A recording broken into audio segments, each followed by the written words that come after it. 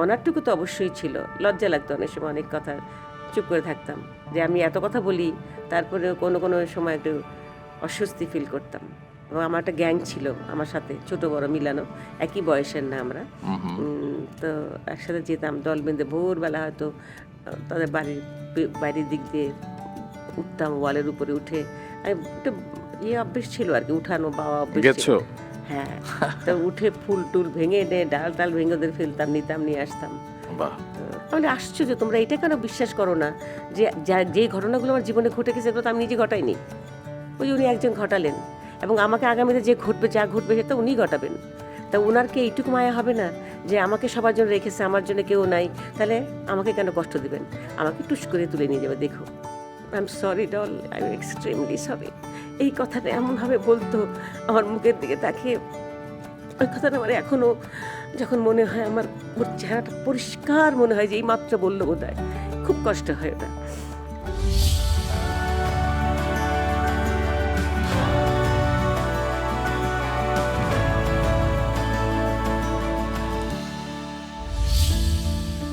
প্রায় 5 দশক ধরে তিনি আমাদের জীবনের সঙ্গে এমনভাবে মিশে আছেন যে তাকে দেখলে মনে হয় না তিনি পর্দার কোনো চরিত্র, মনে হয় তিনি আমাদের পরিবারেরই একজন।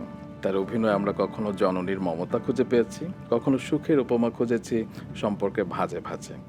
এইসব দিন রাত্রির গল্পে তাকে কখনো পাশে পেয়েছি, কখনো আবার সকাল সন্ধ্যার মতো নির্ভরতার প্রতীক হয়ে উঠতে দেখেছি। সময় বদলেছে, প্রজন্ম বদলেছে, গল্প বদলেছে, কিন্তু তিনি কখনো বদলে যাননি। তিনি এখনও সেই আগুনের পরশমণি, যার স্পর্শে প্রতিটি চরিত্র হয়ে ওঠে জীবন্ত। ডিয়ার ভিউয়ার্স অ্যান্ড লিসেনার্স, আজ behind the fame with RRK পডকাস্টের অতিথি, 21শে পদকে ভূষিত জীবন্ত কিংবদন্তি, আমাদের সবার প্রিয় ডলি জোহর। আসসালামু আলাইকুম ডলিমা। Thank you. আমি আজকে কি বলে আপনাকে ধন্যবাদ জানাবো, আমার ভাষা নেই। তুমি করে বলো না আপনি করে বলবো তোমাকে? অবশ্যই তুমি করে। ওকে, আচ্ছা, পারমিশন নিয়ে নিলাম। মায়ের কোনো পারমিশনের প্রয়োজন নেই। আজকে সকাল থেকে আসলে আমি অপেক্ষা করছিলাম কখন আপনার সাথে দেখা হবে, কারণ আমার একটা পার্সোনাল ব্যাপার আছে, পার্সোনাল কথাই শেয়ার করি আপনার সাথে। আমার নিজের তো মা নেই, আপনার অবয়বের সাথে আমার মায়ের অবয়বের খুব মেলে। আমার ভাগ্য যে তোমার মায়ের মতো আমি দেখতে। আমার মতো তো অনেকে কেউ হয় না। আপনি সবসময় বলেন যে আপনার জীবনটা হচ্ছে খোলা পাতার মতো, সবাই জানে, অবশ্যই কোনো চাকচিক্য নেই, না। একদম সাদামাটা জীবন। আমি কিন্তু তা মনে করি না। আসলে তো আমাকে নিয়ে আসলে তোমার ইন্টারভিউ নিয়ে কোনো মজা হবে না। দর্শক আমার সবাইকে জেনে গেছে সব, আর জানার কিছু বাকি নেই। কিচ্ছু জানেনি, অনেক কিছু জানার বাকি, অনেক কিছু বাকি আছে এখনো, জানি না কি বাকি আছে। আপনার জীবনে অনেক কিন্তু রং, আপনি সাদামাটা নন। আমি যদি বলি যে আপনার জীবনে যত অর্জন, প্রায় 48 বছর ধরে আপনি অভিনয় করছেন। 49 বছর চলছে। বাহ। তো আপনার জাতীয় পুরস্কারের কথা বলছিলেন, শঙ্খনীল কারাগারের জন্য শ্রেষ্ঠ অভিনেত্রী প্রধান চরিত্রে আপনি পুরস্কার পেয়েছিলেন। 2006 সালে আপনি ঘানির জন্য পার্শ্ব চরিত্রে জাতীয় চলচ্চিত্র পুরস্কার পেয়েছিলেন। আপনি 2021 সালে আজীবন সম্মাননা পেয়েছেন। সালগুলো তো আমার মনে থাকে না, তোমার মনে আছে বাবা। ভালোবাসি তাই।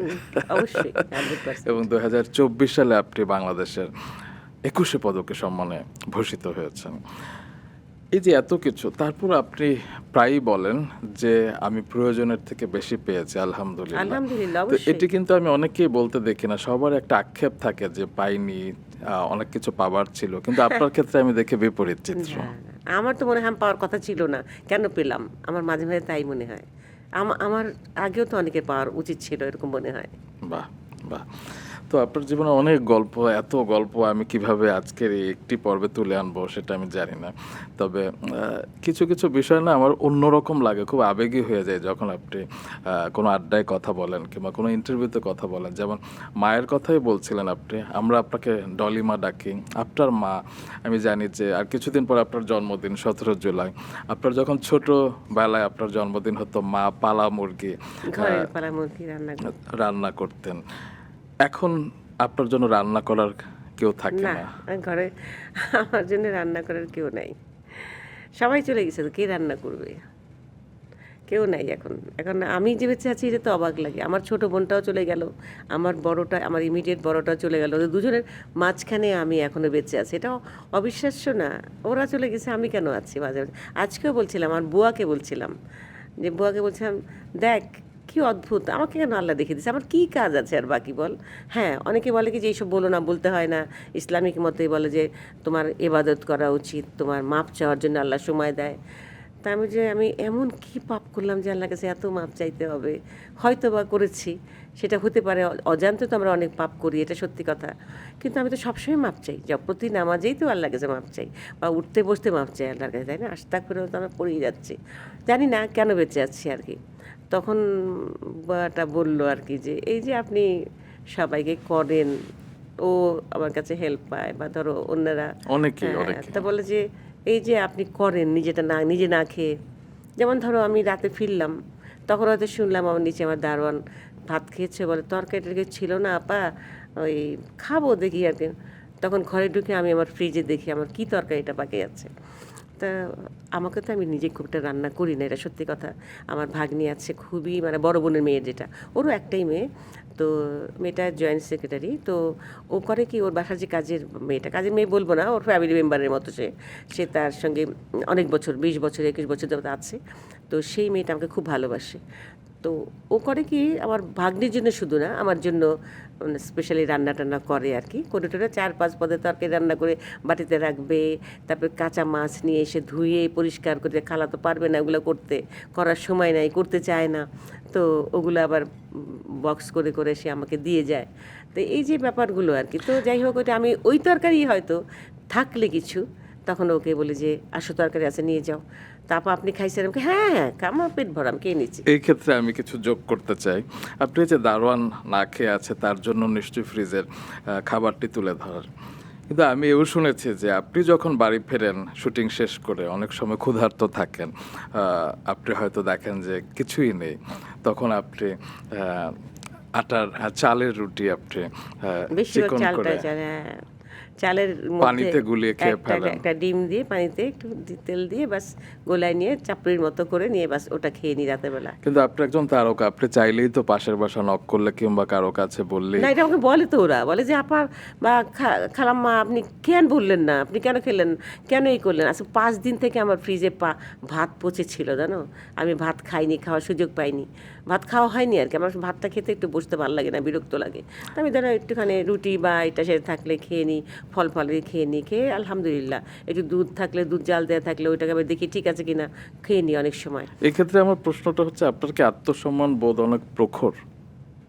হ্যাঁ, সেটা সে বলতে পারবো না, নর্মালি বলি না আর কি, কাউকে বলতে চাই না। আমি তো, আমার বিল্ডিংয়ে তো অনেকগুলো ফ্যামিলি, তাই না, ওই বিল্ডিংটা তো আমারই ছিল, মানে আমি জায়গার মালিক ছিলাম। তো ওরা সবাই বলে যে বললেন না কেন, একটু নক করলেই তো হতো, ভাত তো ছিল। তো আজকে 5 দিন পরে ভাত আমার দারোয়ানকে ডেকে দিলাম যে নিয়ে যাও, এগুলো ফেলে দাও, গন্ধ হয়ে গেছে ভাতটা। আমি কিছুদিন আগে দেখছিলাম যে আমাদের প্রয়াত চিত্রনায়ক সালমান শাহর লাশ আবার উত্তোলন করা হয়েছে। তো সালমান শাহ নামটা যখনই আসে না, কয়েকটা নাম মাথায় অটোমেটিক চলে আসে, তার মধ্যে একটি হচ্ছে ডলি জোহর। আপনার তো অনেক অনেক স্মৃতি, এবং আপনি একবার একটি কথা বলেছিলেন যে সালমান শাহ বেঁচে থাকলে আমাকে ফিল্ম ছাড়তে হতো না, এটি কেন বলেছেন? হয়তো পারতাম না, ও হয়তো জোর করতো আর কি, যদি ও কাজ করতো তাহলে আমাকে হয়তো করতে হতো, এটা হতো আর কি। আমার মনে হয় কেন চাইতো যে আমি কাজ করি, হ্যাঁ। যেমন ধরো কেউ এমনও হয়েছে আমার সামনেই, যে একটা ছবি বা কথা হচ্ছে, তো মাকে হবে, মাকে বলে অমুক, না না না মা, আম্মু থাকবে, আম্মুকে নিতে হবে, ওকে আম্মু বলতো, তো আম্মু থাকবে। আমি যে না না, আমার শিডিউলে মিলাতে পারি না, তোর সবই আমার করা লাগবে নাকি, তো এই আর কি, মানে জাস্ট। এবং নীলা চৌধুরীও বোধহয় কিছুদিন আগে আপনাকে বলেছিলেন যে আপনি তাকে বড় করেছেন, মানে এরকম না, কিছু একটা। আপার সাথে এমনি বলতাম, আবার বলতো আর কি যে দেখ, এত কিছু হচ্ছে, এত কিছু হলো, সবাই মানে তোরা একটু কিছু বললি না। আসলে উনি তো ধারণা যে এটা ওকে মারা হয়েছে, তাই না, তো যে তুই কোনো কিছু বললি না, তুই ওকে মানুষ করেছিস, ধরতে গেলে তুই ওর মা হয়েছিস, তো আমি জন্ম দিয়েছি ঠিকই কথা, কিন্তু তুই তো আসলে মা, তো তুই একটু কিছু বলবি না?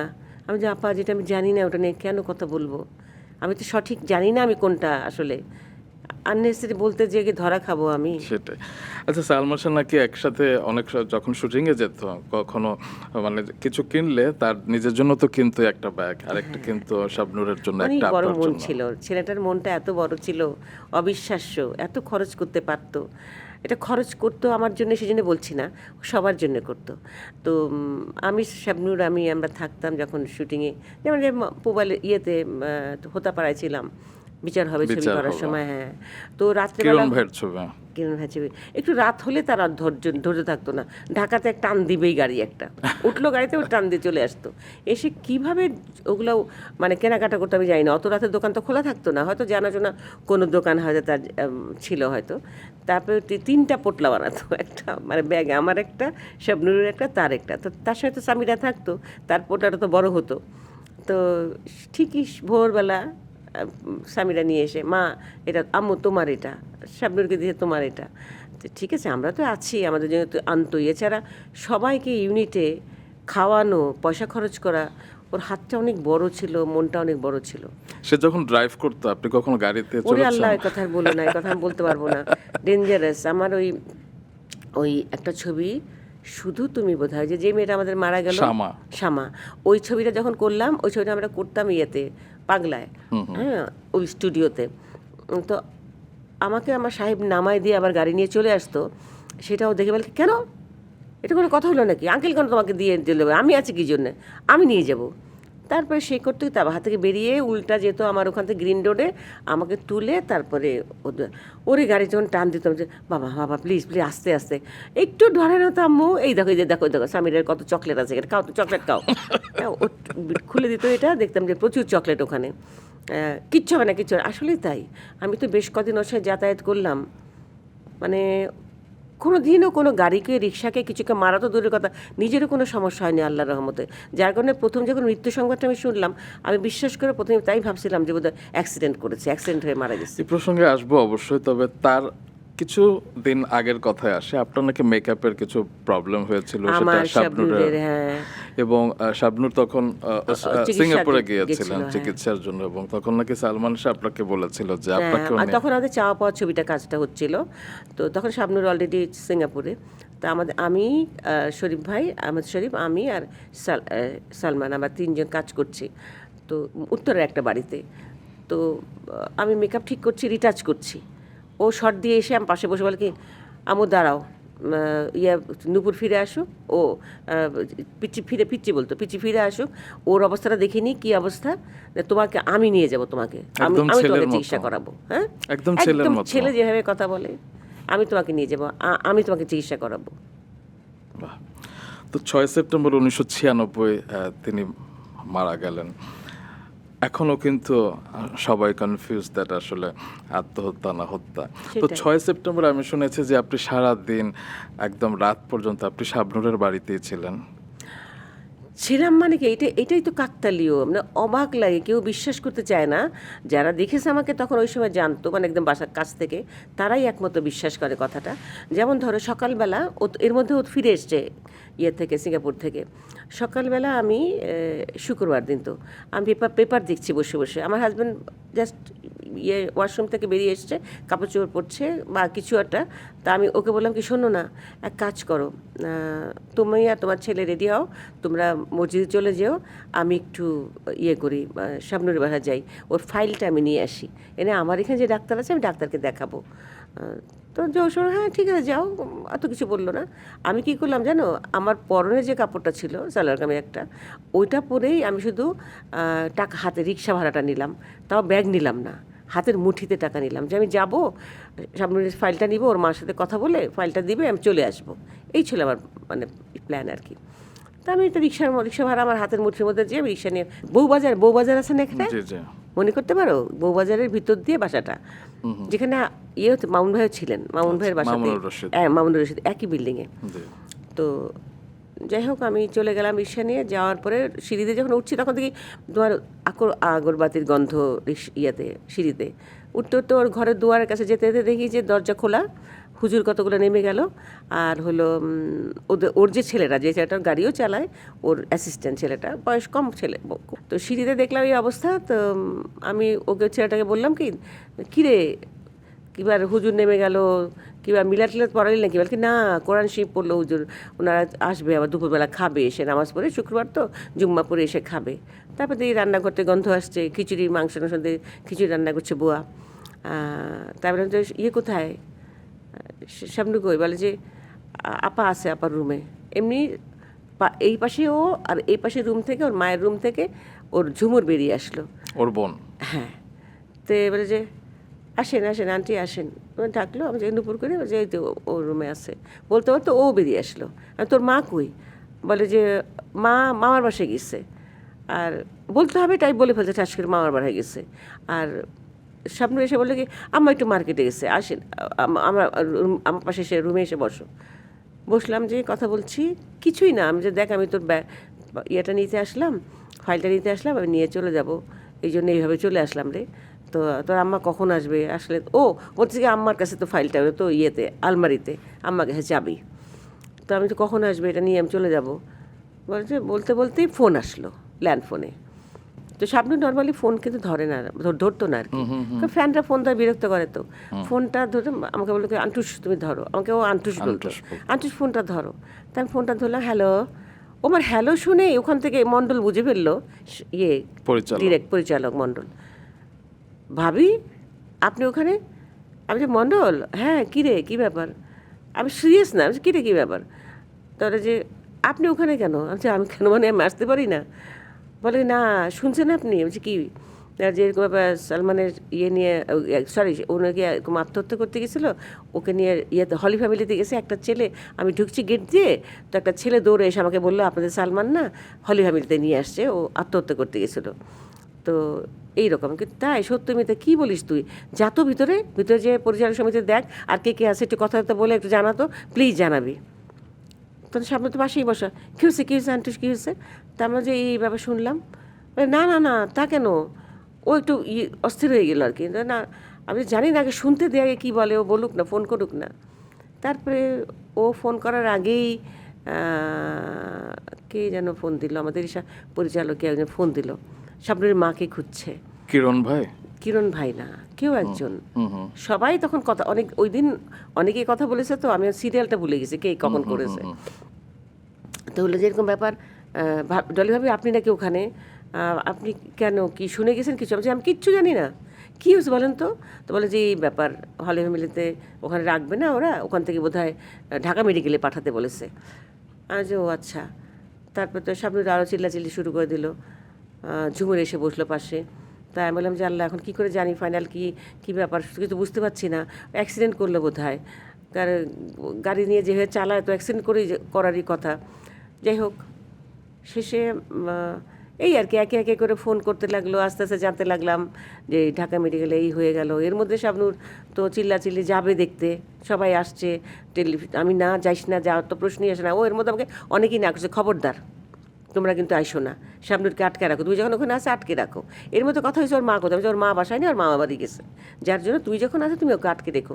এখন পাবলিকের কমেন্ট হলো ওই যদি মাই হবে, ডলি যখন মা দাবি করে মাই হবে, তাহলে সে ওখানে বসে থাকলো কেন? আর শাবনূরকে আটকে রাখলো কেন? নিজে কেন আসলো না? এগুলো কিন্তু কমেন্ট, প্রচুর কমেন্ট আমি দেখেছি। এখন আমাকে যখন সবাই বলল তুমি ওকে আসতে দিও না, নিজেও আসার দরকার নাই, এফডিসিতে লাশ নিয়ে আসা হবে, এখন এখানে সবাই আছে সাংবাদিকরা, এখানে একটা মব সৃষ্টি হবে, আজে বাজে ঝামেলা হবে, দরকার নাই, ওই কারণে কিন্তু আসলে এই ব্যাপারটা সবাই বলছে। তারপর এতেশাম দাদু কিন্তু তখন ফোন দিয়ে, ও এর মধ্যে কিন্তু অনেকে ফোন দিয়ে বাজে বাজে কথাও বলছে, ফোন কিন্তু আমি ধরছি বারবার, পাবলিকও ফোন দিচ্ছে কিন্তু, বলে কোথায় ওই সিমরি, কোথায় ওই ওই কী বলে ওই ডাইনি, কোথায় আজে বাজে কথা বলতেছে। আর আমি করলাম কি, প্রথম দিকেই যখন দেখলাম আমার গলা চেনা হয়ে যায়, চিনে ফেলে লোকে, কোনো সাংবাদিক যদি ফোন করে, এই কারণে ভয়ে আমি গলা চেঞ্জ করে কথা বলছি, অল্প করে কথা বলছি আর কি, যাতে না বুঝতে পারে। কেন আমার গলা তো চেনার কথা, অনেক দিনের কণ্ঠ আমার, তাই না, সবাই শোনে। তো আমি গলা চেঞ্জ করে কথা বলছি, তো ভাবছে শাবনূরের মা হয়তো, তো কনফিউজড, বলে কে আপনি, আপনি কি শাবনূরের মা বলছেন? কোথায় আপনার মেয়ে, কোথায় বার করেন, এইসব আজে বাজে কথা লোকে বলছিল, যার কারণেই ব্যাপারটা বুঝে গেলাম যে ঝামেলা হতে পারে গেলে পরে। তো যখন সবাই না করলো, এতেশাম দাদু ফোন দিল, দাদু আবার চলেও আসছে কিন্তু, এসে আমাকে বললো কি দাদু রে শোন, ওকে কিন্তু যেতে দিস না, তুই থাকিস, ও একটু পাহারা দিস, ওকে বের হতেই দিবি না। কিন্তু ও যতই সবাই না করছে ততই ও উত্তেজিত হয়ে যাচ্ছে, আমি যাব, আমি দেখব, দেখতে যাব। এখন আমার ইমোশনটা একটু চিন্তা করো, সেই তখন আমার ইমোশনটা চিন্তা করো, আমি যে যেতে কানবো, ইচ্ছা করছে আবার আমি যেতেও পারছেন কানবো না। না হাসবো নাকি আমি যাব নাকি থাকবো, আমি কি করব? আমি তখন এমন একটা অবস্থায় পড়ে গেছি, আমি এই মেয়েকে ছেড়ে যেতেও পারছি না, আবার দেখবো না বা যাব না ওখানে, কিছুই বুঝতে পারছিলাম না কি করব। আমি কিন্তু কাকে জানি বলছিলাম, দিলু ভাইকে বোধহয় বলছিলাম আমি, যে দিলু ভাই আমি কি যাব না, যেতে পারবো না, তো এই মেয়েকে রেখে আমি যাবো কেমন করে? তাহলে আপনারা না করছেন, আমার তো যেতে ইচ্ছে করছে। বলে আসার কোনো দরকার নাই ভাবি, যা হবার হয়ে গেছে, ঘটনা ঘটে গেছে, ওকে তো বাঁচাতে পারিনি আমরা, তাই না? তো কাজে এখন এসে আর কি করবেন? তারপর রাত 12টা পর্যন্ত বোধহয় আপনি থাকতে সেখানে হলো আর ছিলেন। কি, জি। কারণ লোকে তো ডিস্টার্ব করছে, ফোন করেই যাচ্ছে। পরে মামুনুর রশিদের ওয়াইফকে আমি বললাম, ভাবি আপনারা দারোয়ানকে জোর করে বলেন নিচে কোলাপসিবল গেট, ওদের কিন্তু ওই রকম ফ্ল্যাট না যে গেট বা কিছু, নিচে কোলাপসিবল গেট দিয়ে ঢুকে একটা ফ্ল্যাট আর কি, মানে তালা আর কি, এক এক তালা এক একজন। তো আমি বললাম যে ভাবি একটু ওই দারোয়ানকে ভালো করে বলেন যাতে অপরিচিত কাউকে যে ঢুকতে না দেয়া হয় ভিতরে। জি। এবার একটু নায়ক মান্নাকে নিয়ে শুনি। মান্নার সাথেও আপনার বেশ স্মৃতি রয়েছে। সবার সাথে, অনেক স্মৃতি। আমি ওদের সাথে কাজ করেছি, আমার থাকবে তো না? ওই যে স্বামী স্ত্রী যুদ্ধের একটা গান আছে না, জন্ম দিয়েছ হ্যাঁ। ও গোমা আপনি এবং মান্না, তো ডাবিং স্টুডিওতে অনেক মজা হতো। অনেক মজা হতো। শুনি। ও তো টাঙ্গাইলে সুরে একটু কথা বলতো, তো তা আমি সবসময় ওকে ধরতাম। ও হয়তো একটু রাগ ওর আছে, হয়তো রেগে যেত অনেক ঘটনায়, ও কিন্তু কোনো দিন আমার কোনো কথাতে জীবনও কোনো দিন রাগ করেনি। আমি এটা বড় গলায় বলি যে আমি ওকে যেভাবে দোষ ধরতাম, যে সুন্দর করে বল কী বলছিস এটা, যদি কী রে, যদি বল, ডাবিং করছে হয়তো, ও টাঙ্গাইলের সুর যদিটা কিছুতেও ঠিক হচ্ছিল না। তো শুধু তা না, আমাদের তো আমাদের কি রাজীব ভাইকেও তো আমি ধরতাম। আমাদের একটা ছবির একটা মানে উনি সাংবাদিক, উনি হলো রাত ভোরে ইয়েতে থাকেন, এডিটর সরি, উনি থাকেন ইয়েতে পত্রিকা অফিসে, আর আমি ধরো বাসায়। তো আমাকে বলছে আজকে রাতে আমি আসতে পারবো না, একটা এক্সক্লুসিভ একটা নিউজ আছে, ওটা আমাকে আজকেই করতে হবে। তো উনি তো বরিশাল, উনি তো এক্সক্লুসিভ কিছুতেই আসছে না, উনি এক্সক্লুসিভ, বারবার এক্সক্লুসিভ, যত শুদ্ধ কথাই বলুক এক্সক্লুসিভটা ঠিক হচ্ছে না। তা আমি রাজীব ভাইরে বলতেছি, কী বলেন সব এক্সক্লুসিভ, আর কি ঠিক করেন, হাসে। উনি কিন্তু রাগ হয়নি জীবন আমার উপরে। তারপরে বলতে বলতে, ওটা আবার ছোটকু ভাই ছিলেন ডিরেক্টর, তো ছোটকু ভাই পিছন থেকে আমি বলে কি থাক ভাবি চুপ চুপ বলেন, আমি বলছি, না কি ঠিক করবে না, অত বড় আর্টিস্ট একটা ভিলেন, সে বিশ্রী উচ্চারণ করবে নাকি, আমি বলি, কিন্তু রাগ হতো না রাজীব ভাই। পরে চেষ্টা করেছে, অনেক আপ্রাণ চেষ্টা করেছে এক্সক্লুসিভ উচ্চারণ করার জন্য। বাহ, এটা তো গেল উচ্চারণের কথা। অনেকের আচরণগত অনেক বিষয় আপনি পরিবর্তন করতে বলেছিলেন, যেমন আমাদের মেগাস্টার শাকিব খানের সাথে আপনি বেশ কিছু ছবি করেছেন। একদম একদম প্রথম ছবি ওর আমার সাথে, অনন্ত ভালোবাসা, এবং তখন আপনি তাকে না, বেশ কিছু ও কথা চুপচাপ করে বলেছিলেন। থাকতো, তো কথা বলতো না, এখনো আস্তে আস্তে কথা বলে, কোটা কথা তো কারোর সঙ্গে বলে না। তখন একদম প্রথম ছবি না, তারপর আবার ওটা তো সোহান ভাইয়ের জি ছিল। জি। তো ও যে ওর রুমের মধ্যে সারাক্ষণ দরজা বন্ধ করে বসে থেকে ওই নাচ শিখিয়ে কিংবা ফাইট শিখিয়ে তার ছেলেগুলো নিয়ে থাকে ভিতরে, বেরোয় না। তা এখন শুটিং, ওই ওর বোনের, মৌসুমী বোনটার, ওর একটা সিঙ্গেল গান ছিল, ইরিন জামান। ইরিনের গান ছিল, ওটা করতে গেছে ওরা।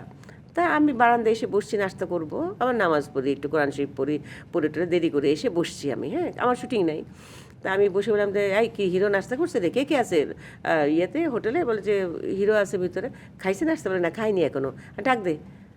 বলে না হিরোকে ডাকবো, আমি ডাক দে না, বলে আমি ডাকতেছি। ও একবার গিয়ে নক করছে, কোনো উত্তর নাই। আমি যে আবার যাই, বল আমার কথা বল, তো বাইরের থেকে জোরেই বলছে যে এরকম করে ডাকতেছে ভাবি আপনাকে। তারপর ও বের হয়ে আসছে আস্তে আস্তে করে, এরকম করে আসতো, এরকম করে মাথা নোয়ায় আসতো, হ্যাঁ। তা কাছে এসে বসে, বস, এখানে বসলো। তা যাই, এরকম করলে বল হিরো হতে পারবি, জীবনে কত হিরো হতে পারবি না, সবাই সঙ্গে মিশতে হবে, কথা বলতে হবে, তুই তো হিরো, তো হিরোর মতো চলবি, এরকম সোনার মতো চললে তো হিরো হবি কেমনি, এরকম বলে টলে আর কি বকাবে কি করে। সেদিনে সে লাজুক ছেলেটি আজকে মেগাস্টার আর হ্যাঁ কি। সেটাই, সেই দিনের ছেলেটা আজকে কোথায় চলে গেছে। বাহ, অবশ্য ওরও সাধনা ছিল অবশ্যই অবশ্যই, আসলে কষ্ট না করলে তো হ্যাঁ, কেষ্ট মিলে নিশ্চয়ই না। না, নিশ্চয়ই না। এবং আপনার প্রথম ছবিটি কিন্তু নাম ছিল অসাধারণ, এবং আপনার অসাধারণ একটা যাত্রা ফিল্মে আছে, আমরা জানি প্রায় 161টা ছবি ছবিতে আপনি অভিনয় করেছেন এবং তার মধ্যে ১১৫টা ছবিতে আপনাকে অনেক কষ্ট করতে হয়েছে, যেটি অনেক। বলা হয় যে সিনেমাতে মায়েরা কষ্ট না পেলে নাকি হিট হয় হ্যাঁ, না। মাকে কষ্ট না দিলে ছবি হিট হয় না। যখন আমার কষ্ট দিতে আমি বলবো, "না আমি পারবো না, এটা করবো না।" শোনেন, মাকে কষ্ট না দিলে ছবি হিট হয় না। মার জন্য মানুষের সিম্প্যাথি জাগবে, মানুষ দেখবে।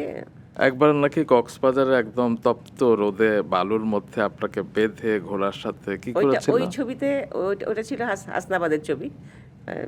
ওনা মুজিবুর রহমান সাহেবের ছবি। তো ওখানে তোমার আমাকে বেঁধে হাতের মধ্যে ২ হাতে বেঁধে আমাকে ওই ঘোড়ার সঙ্গে ধরায় দিবে। সেই ফাইটের যে ছেলেটা গাঙ্গুয়ানা ও ছিল বোধহয়, ও লাথি দিবে ঘোড়াকে, দিলে তোমার কি বড় বড় ঘোড়া নেয় বলো, ঘোড়া কীভাবে একটা দৌড়ানি দেয় বলো। তারপর আমার তো বুঝে উঠতে পারি নাই। আর যখন আমাকে শুরু করে, শুরুতে আমাকে কেউ বলেও নাই যে এটা কিন্তু তোমার কোনো কিছু হতে পারে। আর আমাকে ফাইট ডিরেক্টর বলতেছে যে, ভাবি শোনেন, বাহাবাটা তো আপনি নেবেন, আমি যদি এখন ডামি দিয়ে করি, যখন আবার সাইড থেকে তুলবো আপনাকে দেখা যাবে, বোঝা যাবে যে আপনি না, ওটা ডামি। কাজেই আপনি কি চান যেটা হোক, আপনি দেন, কোনো সমস্যা হবে না। ভালো কথা, হাত দুইটা বাঁধলো। যখন ঘোড়াদের দিল লাথি, এমন টান দিল, ভর দুপুরবেলা 1টা-1.5টা বাজে, বালি, তপ্ত বালি, তার মধ্যে আমার পেটের এখানের মধ্যে কোনো মানে প্রোটেকশন তো নাই, তার মধ্যে এখানের পেটের কাপড়টা সরে গেছে, শাড়ি পরাই তো ছিলাম, পেটটা তো পুরা ছিলে গেল। আর এই হাতের এই যে কবজিতে বাঁধা ছিল, শরীর তো ভারী না, আমার এখনকার মতো এত ভারী না, তখন তো একটু ভারী ছিলামই। তো সেই টানে আমার হাতের কবজিতে এমন দাগ হলো যে 3-3.5 মাস লাগছে শুধু দাগটা মানে মিশতে আর কি, এমনভাবে কালচে হয়ে গেছিলো। আরে, তো ফিল্মে এত কষ্ট করেছেন, সেটি আপনার বাস্তব জীবনে কোনো প্রভাব ফেলেনি হাঁটুতে কিংবা হ্যাঁ, তো আজকে আমি হাড়ের প্রবলেম কেন আমার আমার ফিল্মের কারণে? অবশ্যই ফিল্মের কারণে। আমি তো বলি বারবার, ফিল্ম আমাকে এই উপহারটা দিয়েছে আর কি। কারণ শোনো, প্রথম যেদিন আমার হাঁটুতে ব্যথা পাই সেটা ছিল আমাদের কড়ইতলায় একটা কাজ, আমার সঙ্গে ছিল প্রবীরদা, আর আমার কোলে একটা বাচ্চা ছিল, ছোট বাচ্চা দিচ্ছে, একটা 6-6.5 মাসের একটা ছোট বাচ্চা।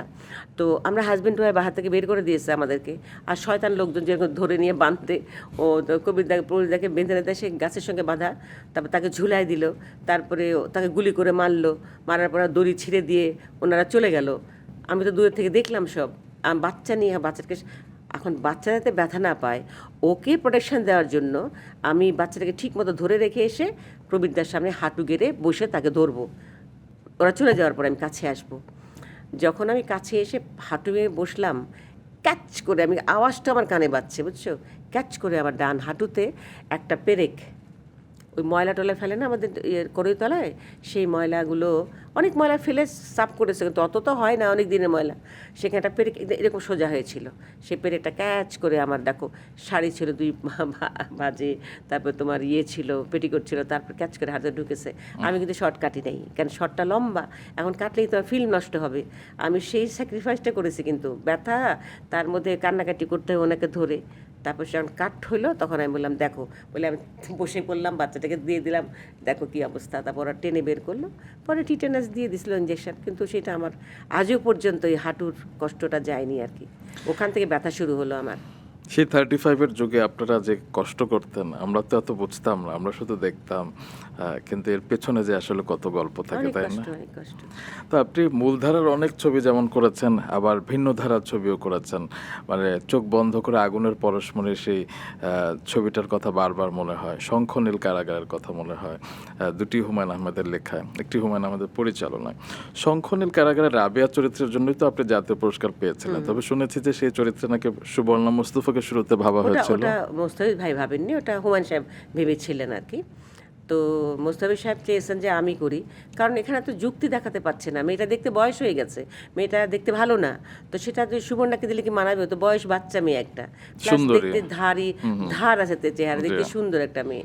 তো হুমায়ুন সাহেবের ইচ্ছা ছিল যে সুবর্ণা করুক, আর উনি চেয়েছিলেন এটা। তো দুজনের মধ্যে কিন্তু এই শঙ্খনীল কারাগারের ওই রাবেয়া নিয়েই কিন্তু একটা ঠান্ডা মানসিক দ্বন্দ্ব ছিল, তাই? যেটার জন্য পরবর্তী সময় হুমায়ুন সাহেব, মুস্তাফিজ ভাই কিন্তু পরে আর কোনো কাজ করেননি হুমায়ুন সাহেবের, এইখান থেকেই ঝামেলাটা হয়ে গেল। দ্বন্দ্ব তার আগে শুরু। তো এইসব দিন রাত্রি করলেন, জি, জি। তারপরে সিনেমাটা করলেন। তো যাই হোক, করলাম তো, কিন্তু এবং খুব ভালো লেগেছিল, আমার মনে আছে যে মধুমিতা হলে আমি দেখেছিলাম দেখেছিলে, সিনেমাটা। বাহ।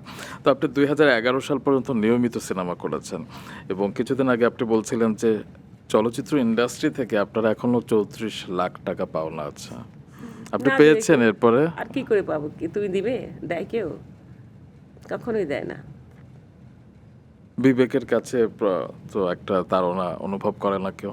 আমি আমি তারপরে হয়তো গাধার মতো কাজ করতাম, কিন্তু যখন আমার হাজবেন্ডের ক্যান্সার ধরা পড়লো, তখন আমি মনে হলো যেন আমার এখন একটু চাইতে হয়। এর আগে তো কোনোদিন চাইনি কারো কাছে, কোনোদিন চাইতাম না আমি। কারণ আমাদের টেলিভিশন থেকে কাজ করে অভ্যস্ত, ওরা চেক নিয়ে পিছু পিছু দৌড়াতো, চেক নিয়ে যান, চেক নিয়ে যান, কাজ হয়ে গেছে, আপনার চেক হয়ে গেছে। তো ফিল্মে যে টাকা চাইতে হয়, অফিস অফিসে যেতে হয়, সেটা তো আমি কখনো করিনি এত ছবি করার পরেও। আমার কে যাবে টাকা আনতে ওখানে? তা আমি যখন ওরা সাইন করতো, একটা ছবি করতে আসতো, এসে নিজেই বলতো। আমাকে অসম্মান কখনো ওরা করেনি, টাকা পয়সা দেয়নি, সত্যি কথা।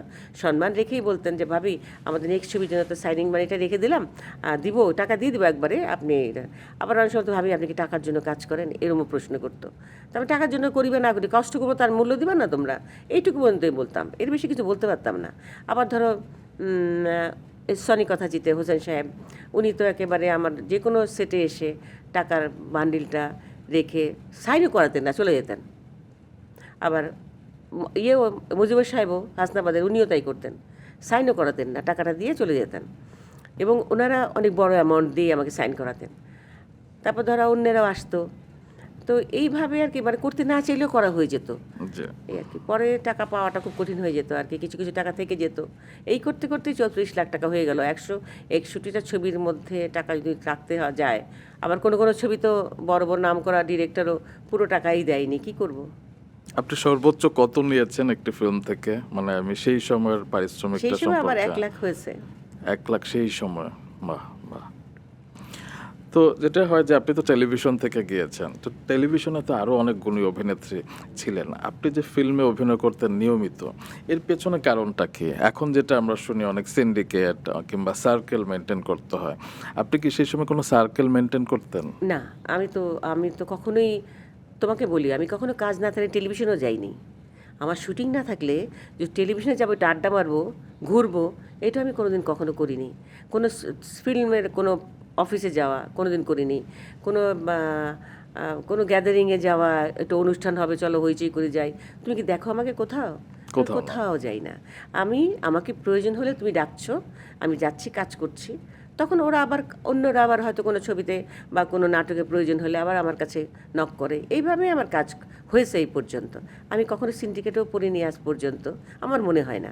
বরঞ্চ এখন যেটা শুনি আর কি, ডিরেক্টর তো অনেক সময় বা প্রডিউসার অনেক সময় আমার সঙ্গে যোগাযোগ করে না, অ্যাসিস্ট্যান্ট দিয়ে হয়তো করায়, হয়তো বললো ডলি যে ওর নাই, দেশেই নাই, কিছু করার নাই, তো বলতেও পারে, আমি শুনি আর কি তোমরা কি বলে, বা ওনার শিডিউল নাই। এখন শোনা কথা, আমি জানি না সত্য মিথ্যা। ওকে। তবে একটি বিষয় আমি যেটা খেয়াল করেছি যে আপনি যতগুলো ছবি করেছেন 161টা, তার মধ্যে 90 ভাগ ছবিতে আপনি মায়ের চরিত্র করেছেন এবং বিশেষ করে ছেলের মা, নায়কদের মা আপনি হয়েছেন। তো টিভি নাটকে মা, ভাবি এই চরিত্রগুলোতে আপনাকে পেয়েছি। আপনার মধ্যে তো শক্তিশালী একজন অভিনেত্রীকে তো আমরা আরও বিভিন্ন রকম চরিত্রে পেতে পারতাম, আরও অনেক বেশি। আপনার কি মনে হয় না যে পরিচালকরা আপনাকে একটু টাইপড করে তুলেছিলেন? আপনি সারা জীবন অবশ্যই। একই ধরনের চরিত্র ওই করেছেন। কারণে তো আমি একটু বিরক্ত হয়ে যেতাম শেষে। একই রকম স্ক্রিপ্ট মনে হতো আমার কাছে, একই রকম অভিনয়, একই রকম সব কিছু, আর ভালো লাগে না। আর কান্নাকাটি যখনই করতো যে এটা দুঃখের সিন বা একটু কাঁদতে হবে, আমি আর পারবো না কাঁদতে। কারণ আমি চোখে গ্লিসারিন লাগাতে পারি না তো, আমাকে ইমোশনাল হতে হয়, কাঁদতে হয়। যেমন রাজ্জাক ভাইয়ের তো বাবা আপনি কেন, কি অটো কাঁদতেন মানে ভেতর থেকে? হ্যাঁ, ওই ধরো যদি রাজ্জাক ভাইয়ের কথা কাঁদতে হবে, বলছিলেন। হ্যাঁ কাঁদতে হবে, এক শটে শটে কাঁদতে হচ্ছে, কেঁদে আবার কান্দা বন্ধ করছি, তো এতে করতে কষ্ট হয়, খুব মাথা ধরে যায়। তখন কি অনেক সময় ড্রপারের মধ্যে পানি, নর্মাল পানি নেই, নিয়ে চোখে দিলাম না, দিয়ে অ্যাক্টিংটা শুরু করি, পরে অরিজিনাল কান্নাটা আসে, এটা দিয়ে স্টার্ট করলাম আর কি। অনেক সময় এটাও করি। যেমন ধর রাজ্জাক ভাইয়ের বাবা কেন চাকরের মতো, রাজ্জাক ভাই তো একদম ডিজাইন পছন্দ করতেন না, উনি অরিজিনাল অ্যাক্টিং পছন্দ করতেন, কান্নাকাটি সমস্ত কিছু। তো উনি যখন মেকআপ মানে কাজ শুরু করার আগেই এসে মেকআপ ম্যানকে বলতো, এই তোর কাছে গ্লিসারিন আছে, ফালা ওটা। দুদিন বলতো যে না, দেখি আন, দিলে বা ঢিলতে বাইরে ফেলা দিত, কেউ গ্লিসারিন ইউজ করতে পারবে না। হ্যাঁ, তারপরে উনি এটা করতেন। এবং সেই কারণে নায়ক রাজ্জাক একবার বলেছিলেন বাবা কেন চাকরের পরে যে ডলি জোহরের চোখের পানির দাম 3 কোটি টাকা।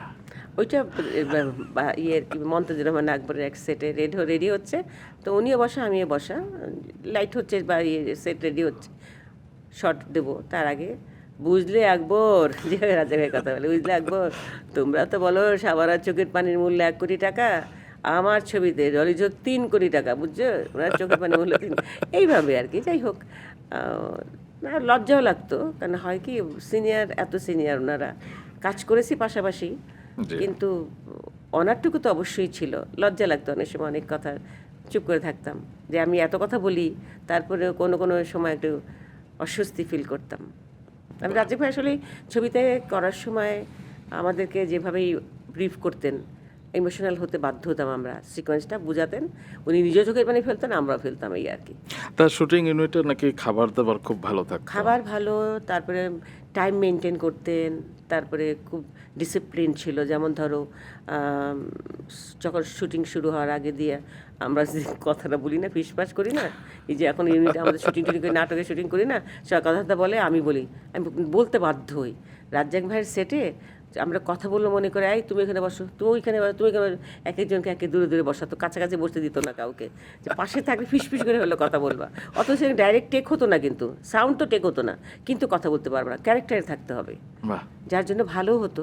আমি বাবা এখানে চাকর করে আমি আসলে স্যাটিসফাইড, উনি যেভাবে ডিরেকশন দিতেন, আমি সত্যি মানে উনি আসলে ভালো একজন ডিরেক্টর ছিলেন।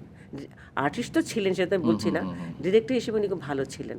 সন্তান যখন শত্রু যখন করলাম, তখনও মানে এমনভাবে আমাদেরকে দিয়ে কাজ করিয়েছেন, আমরা সবাই এমনভাবে ইনভলভ থাকতাম।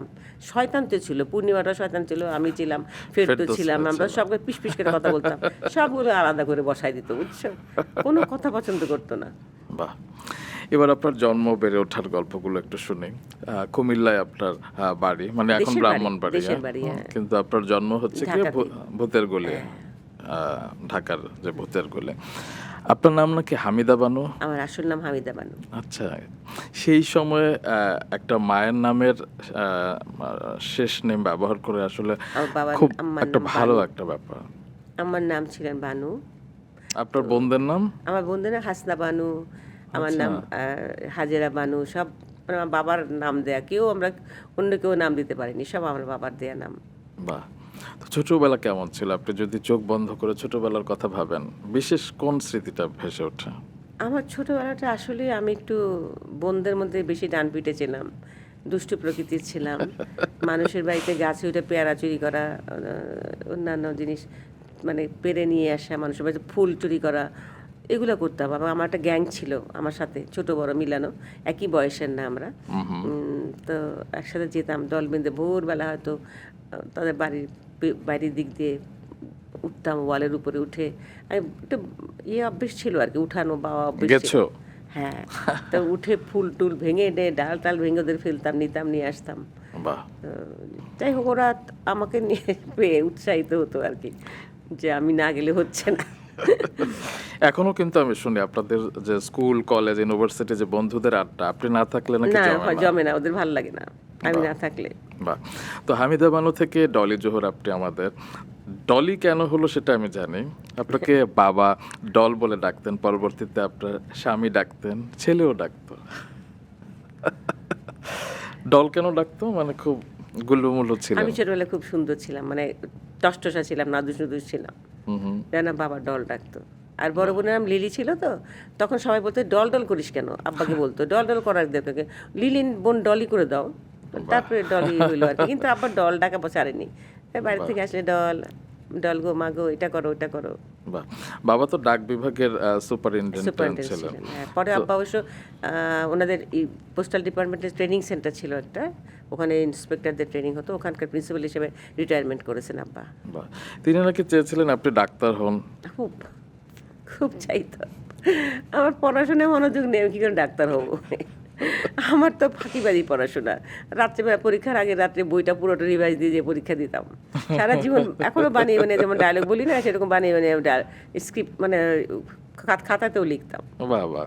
এমনকি আমি বিয়ের পরে তো অনার্স এমএ করেছি, তো আমি কিন্তু নিজে পড়াশোনা করে, আমি মানে নিজে বই পড়িনি কখনো। জহির সাহেব বইটা পড়তো, ও আমি চুপ করে শুয়ে থাকতাম কি বসে থাকতাম চোখটা বন্ধ করে, ও পড়তো, ও বুঝাতো আমাকে, বলতো, ও পড়ে শোনাতো, সেইটাই আমার মেমোরিতে ঢুকতো, আমি ওটা পরীক্ষা দিয়ে আসতাম। এত ফাঁকিবাজ। এত ফাঁকিবাজ। আপনি নাকি ছোটবেলায় গান নাচ এগুলো নিয়েও থাকতেন, সব কিছু নিয়ে থাকতাম। তাহলে তো আপনার নৃত্যশিল্পী হওয়ার একটা স্বপ্ন নিশ্চয়ই ছিল। ছিল, গানেরও শিল্পী হওয়ার ইচ্ছা ছিল, কিন্তু যখন অভিনয় করলাম, আমি অভিনয় যখন দেখলাম বিভিন্ন রকমের ক্যারেক্টার করা যায়, একবার এক এক রকম ক্যারেক্টারের একটা এত বৈচিত্র্য দেখে ওগুলার প্রতি ফাঁকিবাজি শুরু করে দিলাম আর কি। বাহ। মায়ের কারণে নাকি নাচ করা হয়নি? ওহ, আমার মা অনেক শাসন করতেন না? শাসন ওইভাবে না, লাকড়ি ধরনের, লাকড়ি দিয়ে। মাই গড। আমি হয়তো নাচের অনুষ্ঠান করে আসলাম, বা কাশিম ভাই ছিলেন তখন, আমাদের হয়তো গানের বা রিহার্সেল করে আসতাম, বাস ঢুকতে দেখলে এটা লাকড়ি দেখাতো আর কি, আয় আজকে তো ট্যাং ভাঙি, তাড়াতাড়ি গাছে গিয়ে উঠে বসে থাকতাম। আব্বা যখন এসে ঢুকতেন সাইকেলে, আব্বা সাইকেল চালিয়ে অফিস করতেন, সাইকেল নিয়ে এসে টুং টুং আব্বার আওয়াজ শুনতাম, বাস তখন শুরু করতাম নাকি কান্না। তারপর ওখান থেকে নামাতেন আমাকে। বাহ। এবং গানের ক্ষেত্রে আমি শুনেছি যে আপনার একটু বড় হয়ে আমাদের রবীন্দ্রসঙ্গীত শিল্পী মহিউজ্জামান চৌধুরী ময়না আমার ক্লাসমেট, আমার খুবই ঘনিষ্ঠ বন্ধু। বাহ। তিনি নাকি আপনাকে ছায়ানটে ভর্তি করিয়েছিলেন, করিয়েছিল। এবং আপনি 1 বছর নজরুল গীতি শিখেছিলেন। অঞ্জলিদির কাছে নিয়ে গেল, যে অঞ্জলি দেখেন তো, ও না আমার রবীন্দ্রসঙ্গীত পছন্দ করে না, আমি বলি প্যান প্যান করে গান গাই, তো ও তো কণ্ঠ খুব ভালো, খুব ইয়ে আছে, আপনি দেখেন নজরুল গীতি হয় কিনা। পরে দিদি আমার একটু ইয়ে নিল, ইন্টারভিউ নিল, মানে জাস্ট কয়েক লাইন শুনলাম, মানে শোনালাম আর কি, উনি বাজালেন, আমি বাজাইনি। তো বলে কি হ্যাঁ হ্যাঁ নিশ্চয়ই, ভালো ক্লাসিক্যাল বেস খুব ভালো হবে, ওর নজরুল গীতেই থাক। তারপরে এই যে ভর্তি হলাম আর কি। বাহ।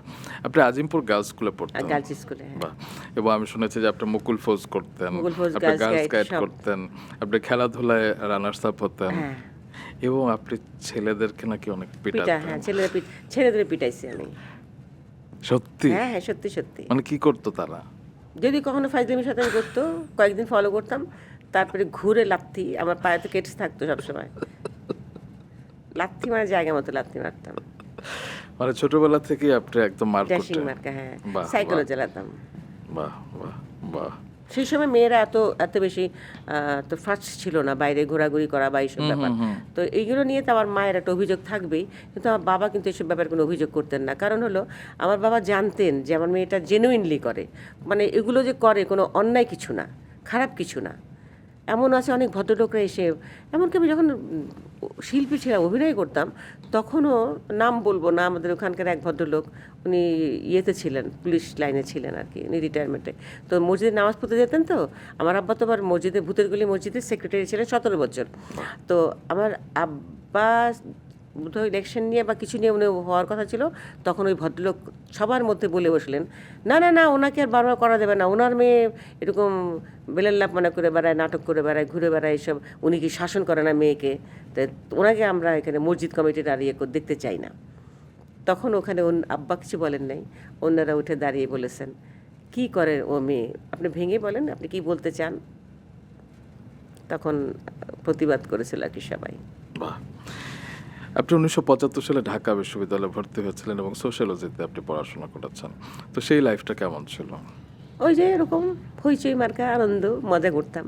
তারপরে সেখান থেকেই তো আমি ডাকসুতে অভিনয় করলাম, মহামিদের কাছে ওনার সঙ্গে, ওনার ডিরেকশনে নাটক করলাম, নবান্ন নাটক করলাম, লেট দেয়ার বি লাইট করলাম, এবং তার আগে তো আপনি কথকের সাথে ছিলেন।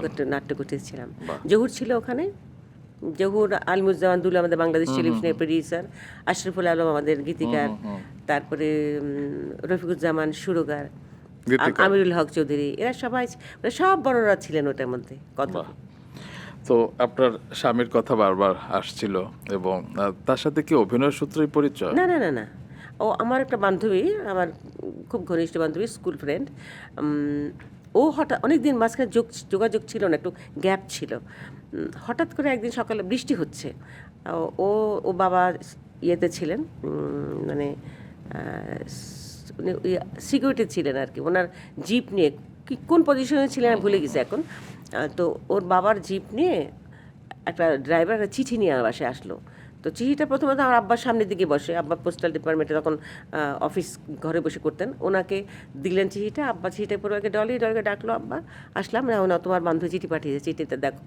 তা আমি চিঠিটা নিলাম, পড়লাম, কী লিখেছে বান্ধবী, ডলি তুই পত্র পাওয়া মাত্র গাড়ি পাঠিয়ে দিলাম, চলে আসবি, তা নাহলে আমার বিয়ে হবে না। ওই আবার কী ধরনের কথা? আমি জানিও না যে বিয়ে ঠিক হয়েছে বা বিয়ে হবে কিছু একটা। তো যাই হোক, আমি আম্মাকে বললাম, যেখানে আম্মাকে বলতে হবে প্রথমে, দারোগা তো সে, আব্বা তো কিছু বলবে না। তা আম্মাকে যে আম্মা বলে কি, আন্দাজে কোথায় যাবে না, বৃষ্টি হচ্ছে বাইরে দিকে, সেই আমি বলছেন এই যে ছন্দায় লিখে পাঠিয়েছে বান্ধবীকে যেতে হবে, জানি না আমি, তোমার বাপরে যাই বলো। আম্মা রান্না করছিলেন আর কি। তারপরে আব্বা তো জানি, আব্বাকে যে বলে আব্বাকে তোর আম্মা কিছু না বলে আস্তে চলে যাও, অসুবিধা নেই। তারপরে শেষে আমি ওই আমার শাড়ি নাই, আমার বড় বোনের শাড়ি নিলাম, ওর পেটিকোট নিলাম, ব্লাউজ নিলাম, নিয়ে গাড়িটি নিয়ে বেঁধে আস্তে করে বেরিয়ে চলে গেলাম।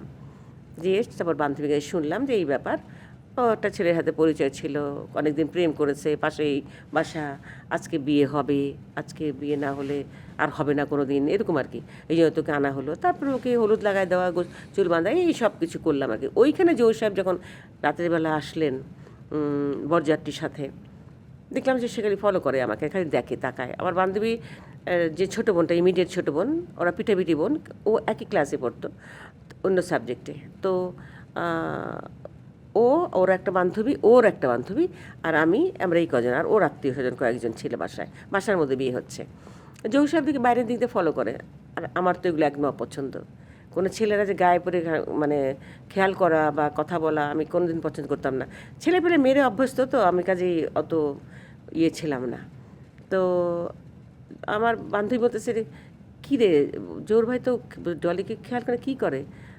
বাইরে সিগারেট খাচ্ছে, জানলা দিয়ে বাইরে অন্ধকার, বারান্দায় সিগারেট টানতেছে, লাইটটা তো দেখতে পাচ্ছি নেভাচ্ছে, জ্বলছে নিচ্ছে। তা আমি বেহায়া টাইপের, তো কে হয় তোর? বলে আমার ভাই হয়। তো খারাপ না জানিস, ভালো মানুষ। ভালো মানুষ হয়তো মেয়ে ছেলে দেখে এভাবে তাকানোর কথা না, ভালো মানুষ কখনো এভাবে তাকায় না।